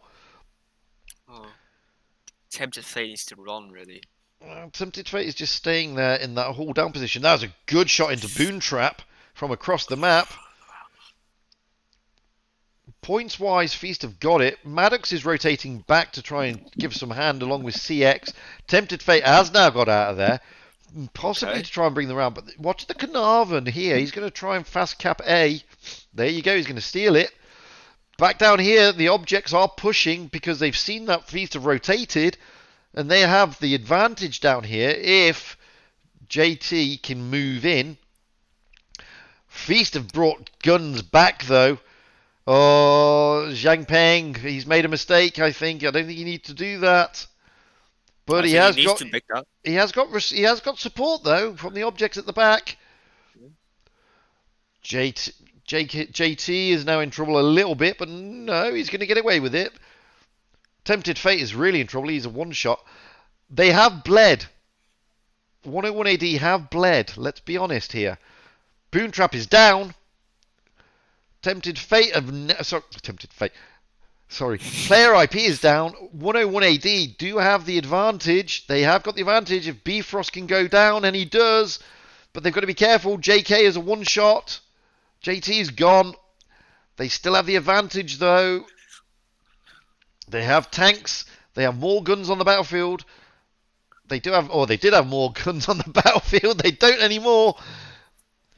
The Progetto 46 of J123 Lennon is trying to push into Maddox, but he's not loaded. But he takes down Govinda in the Chimera instead. Rudy Lou here is in trouble. He's being pushed by two. Maddox is down. Oh, this is really tail end stuff. Carnarvon, CX is in trouble. Rudy Lou will go down here as CX comes in to take him out, but CX has got tanks on his back chasing him down. J123 Lennon comes in trying to take out CX. That takes Lucario away from Rudy Lou, who he could have focused on. He needed to take rid of that tank. It's all over. It's all over on cap points anyway. Oof. Oh. Good stuff by 101 AD. Some great rotation moves there. Really suckering Feast down. They tended to control that game. I like that. That was good. Yeah, it was like so messy. Like my messy. Parents it's always a messy map, though. It's a messy map. Yeah. My parents would have complained about this. Really, that was too messy. And yeah. I don't know, yet once again, the Feast without kind of the advantage though. But what I think, what I started to see the counter for those 252 use that you can try to counter it with mobility. Yeah. And I'm not sure if East is going to realize that, because if they have enough mobility, that last game they are able to shut down those tanks trying to rush on D very quickly enough. So I really Absolutely. want to see more, potentially more mediums for Feast, because I think their heavies have been letting them down a bit. Potentially the T32 they could keep that, but maybe this kind of WZ or Chimera, probably they might want to drop that in place of some mediums or lights. That I think can be the change that might help, I would say. Well, looking at the Because lineups, they yeah, haven't changed. sorry. Neither team have changed their lineups. They both stay the same. And they're switching spawn points this time. So I think you're right. I think as much as the WZ-121FT is a good tank, Yeah. is it that good With- really? Without a turret, that's the very, very main point here. I mean, is it able Yeah, to react the same way as a medium? Like, say, if you put in the German Bulldog, say, or a light tank like that, is it able to react the same way? Okay, it's got good yes. DPM, it's got good armor, but it is restricted. To be fair. Or I could even go for and ask Lucario to drop that 252U, because it's like a really, really weird moment for him. Like they don't have a lot of 252Us, but so I think the kind of the counter to the 252U spam is probably you might want to spin them round and round, and then maybe you could do something else. Maybe that's my suggestion, but maybe it could work. Maybe it will backfire tremendously. But we're here again on the flat map. Those of you who don't believe that the flat Earth exists, it does. Look, Himmelsdorf. So, I mean, 101 AD played that nicely, to be honest with you. Are they going to do a similar strat this time? Well, it looks that way. 252s are heading towards the D cap. They're fast capping B. Let's have a look over and see what Feast are doing. Tempted Fate again, trying to get those spots in. Govinda and Boontraps just sitting at the back, just waiting, with the rest of Feast fast capping C and taking positions, looking at the D cap. So, what have we got at the moment? We've got the three heavies of 101 AD in a nice position to take the D cap if they wish. At the moment, they're just slightly defensive. Oh, Shizbin gets a big smack there. He could have done without that. And here we go. They're dropping into the D cap now. Boontrap in the WZ up the top of the map there is dropping in. They're not going to cap. They're pushing. So this is not a cap strat. They're going to push the Object 252. They're going to completely ignore Maddox in the 112. They are pushing CX and Lucero here. Oh, it's a good move. They've gotten tanks in numbers. Lucero in the 252U is a one-shot. He can be taken out by Rudy Lou. There he goes. This brings... CX is in trouble, but they're going to forget CX. I mean, Jay Lennon 123 there is in problems, and he's not going to last long. Can they put anything into CXX in this 32? They're trying to get them round. Lennon is gone. Zhang Peng is all alone there. Oh, there goes CXX, but Shikibi Mayu has gone down as well. Player IP is about to go. Player IP goes down. Oh, and there goes Boontrap in the 120, but Shizbin is about to go down as well. Shizbin's down. It's all messy again. It's just brawling. Can they get rid of Govinda? Govinda's now a one-shot. Govinda goes down, so it's 3-on-3. And one of them is a light. Bifrost is still hanging in there in the T32. Maddox is trying to come in to take the Carnarvon. Some good hit point trading there. And sharing. Carnarvon is in serious trouble. Excuse me while I sneeze. Oh, the can't whittle down. There goes the Carnarvon. Tempted Fate coming round the side to take him out. So it's 3 against 2. We've got Rudy Liu and Zhang Peng both in 252s. Maddox low is very low. Are they going to be able to get Maddox out before Zhang Peng goes? No, they can't. Maddox now goes, but Rudy Liu has got it all to do. And he's got two difficult tanks to do it against. Tempted Fate misses the shot there. Rudy Liu is focusing on Bifrost, which is understandable. That's the more dangerous tank realistically. But Tempted Fate has got a fast reload, and he does dish out nice damage. Rudy Lou needs to make a choice here. Does he carry on? No, he's low. He hasn't been able to take out Bifrost. He's going to go down now. Tempted Fate is going to be able to take him. And there we go.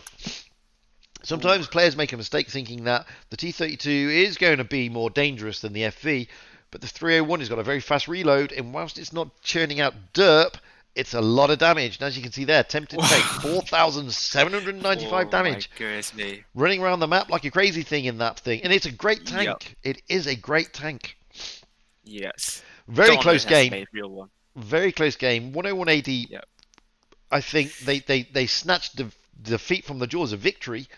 To be honest with you, I think they had it at one stage, and then Feast just countered, bunkered down, and won the battle. Yeah. I mean, I saw like Feast being able to come in pretty early to support those Russian tanks. 10180 had a good idea in terms of rushing, but their formation's a bit it's a bit loose actually, I would say, and probably that allowed Feast to isolate the tanks on the 10180 side. Yeah, and we'll say, but double projectile for 101AD. I mean, this is a really good platoon there. If both of them played really well in the platoon, I could see them do exceptionally well. Absolutely, because now we're switching to Middleburg with 101 AD on the south spawn and Feast on the north spawn. You can see there, as Jack said, the 101 AD have got a double Progetto, and they brought in the Carnarvon again. Looking at Feast have got a mix and match really. They brought in a Carnarvon, they brought in a Progetto. They've still got two T32s. They've still got Maddox in a 112. This time they have dropped the WZ 120. Probably a good idea for this map. Yes, I would say so. But I would replace it with I don't know. I still prefer a kind of more mobile setup here, because still I think Feast will benefit from that. I don't know. Just kind of my gut feeling on this really. Like in general, their tournaments, I think they benefit from mobility.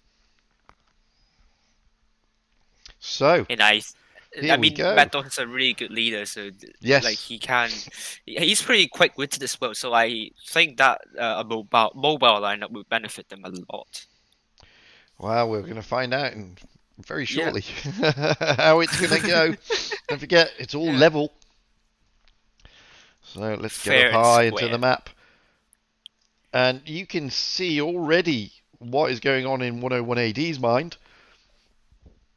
You've got the Progettos going down with the heavies going up. So normally you would see it the other way around. That's a wise move. Looking at Feast. Spotted.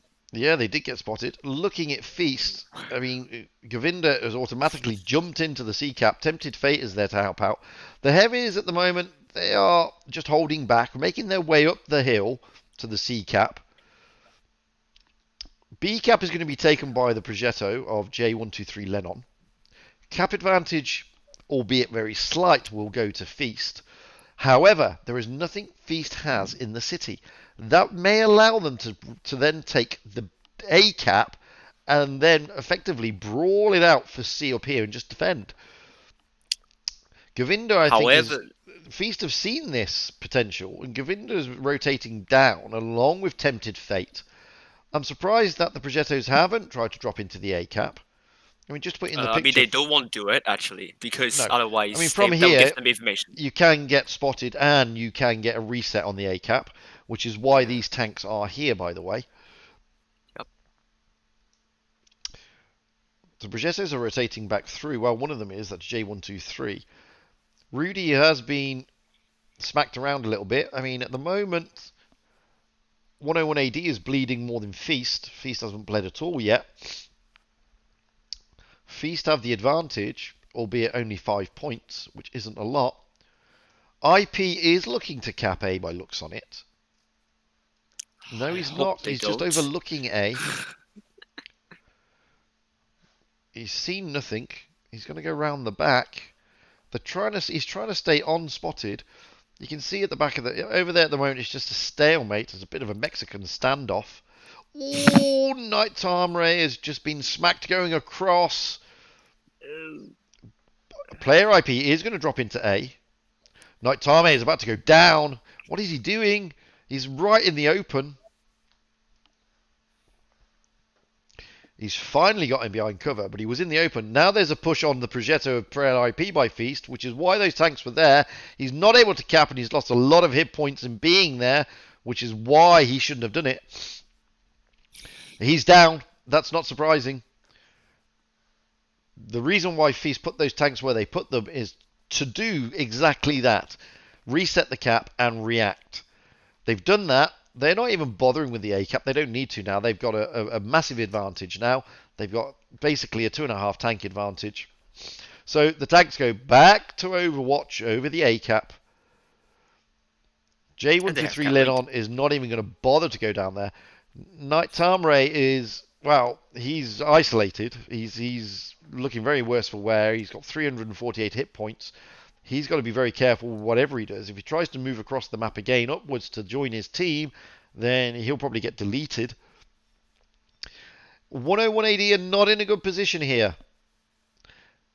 They can't really push the C cap. They can't push the A cap. And they can't effectively do a push on Feast. Feast have got this game in hand at this moment in time. Chisbin is trying to consider whether or not to push. He's now been spotted. They just don't have the tanks to do it, I'm afraid. Losing 2 tanks. You can see there, Govinda and Tempted Fate are making a move on the Carnarvon. And there you go. I mean, Knight Tamri is about to go, whichever way you look at it. He's put his reactive armor on, but it's not going to help him. He's gone. This is all for Feast. There's a push going in at the C cap, but they've got a lot of hard work to do. There's a lot of tanks up here for Feast. Feast is just going to be able to farm them. You can see Feast, the T-32 is coming in. The Object's coming in. Maddox is coming in. It wasn't a good strat for 101 today on this map. They've just lost another tank. Feast are near as damn it winners. They've lost 3 tanks now. 4 tanks now. Jay has gone down. It's effectively all over. Rudy Lou is about to go. And, well, there you go. 2 tanks left, but it's all over effectively. And I think what happened there was, I mean, I don't know what the Carnarvon was doing going down. No, I don't know. I really have no idea why he did that. And then he got absolutely wrecked for his troubles, and effectively he was out the game. He wasn't in the garage, but he was out the game. He couldn't do anything. He couldn't push into the city, and there's no way he could rejoin him at the top. He was just ineffective. The Progetto of IP, okay, he didn't spot anything, but as soon as he dropped into that cap, he just got wrecked. And the rotation of Feast to react to that was very good. I mean, that was a much better game by Feast. I think so. That's a very, very dominant performance. Do we still have... It's... Okay, yeah. Best of 7, isn't it? Oh, it's gone. Best of 5. Best of 5. Yeah. Oh, yeah. Sorry. Cool. Yeah. Best of 5. So it was a comeback for It was Feast, a massive actually. comeback, yeah. Yeah. I mean, at the end of the day, I mean, what we saw there on that last game, I mean, that was Feast at its best, as what they should normally be. Yeah. Okay, they've got Team ID tomorrow now, but that's what you just saw. You just saw Feast basically at its best. Yes. And I mean, what you saw in the last... Oh, no, they've got Great Viet tomorrow. Yeah. Feast have. Tomorrow, yeah. In the group finals of the lower bracket. Yes. So, yeah, best of 5, 3 and 2. So... Yeah, that's true. Yeah, I thought And that was the thing now. I mean, a lot of people have said, "Oh, Feast have been misfiring recently." Well, what you've just seen in that last game is what they are capable of doing and how they normally used to play, which is calm, collective, good strats, good positioning, strategic, good reactions, knowing and anticipating where the other team and the other tanks are going to go. And that's what you've just seen there. And that was a fantastic game. That's not taking anything away from 101 AD. I mean, they tried their best, but it just wasn't to be today. Yep. So we have got tomorrow. We have got Feast first, and then it's the grand final at 4:10. So it should be Feast going out first, against Great Viet in the finals lower bracket. And then we'll find out who will then go to the grand final. Hopefully that's Feast. all tomorrow. So we'll be back again tomorrow at, it says there 3 p.m. That's my time, not your time. We'll be back again tomorrow to catch that action, which should be good fun. We've had some interesting games today. It's been very good. I've enjoyed every minute of it.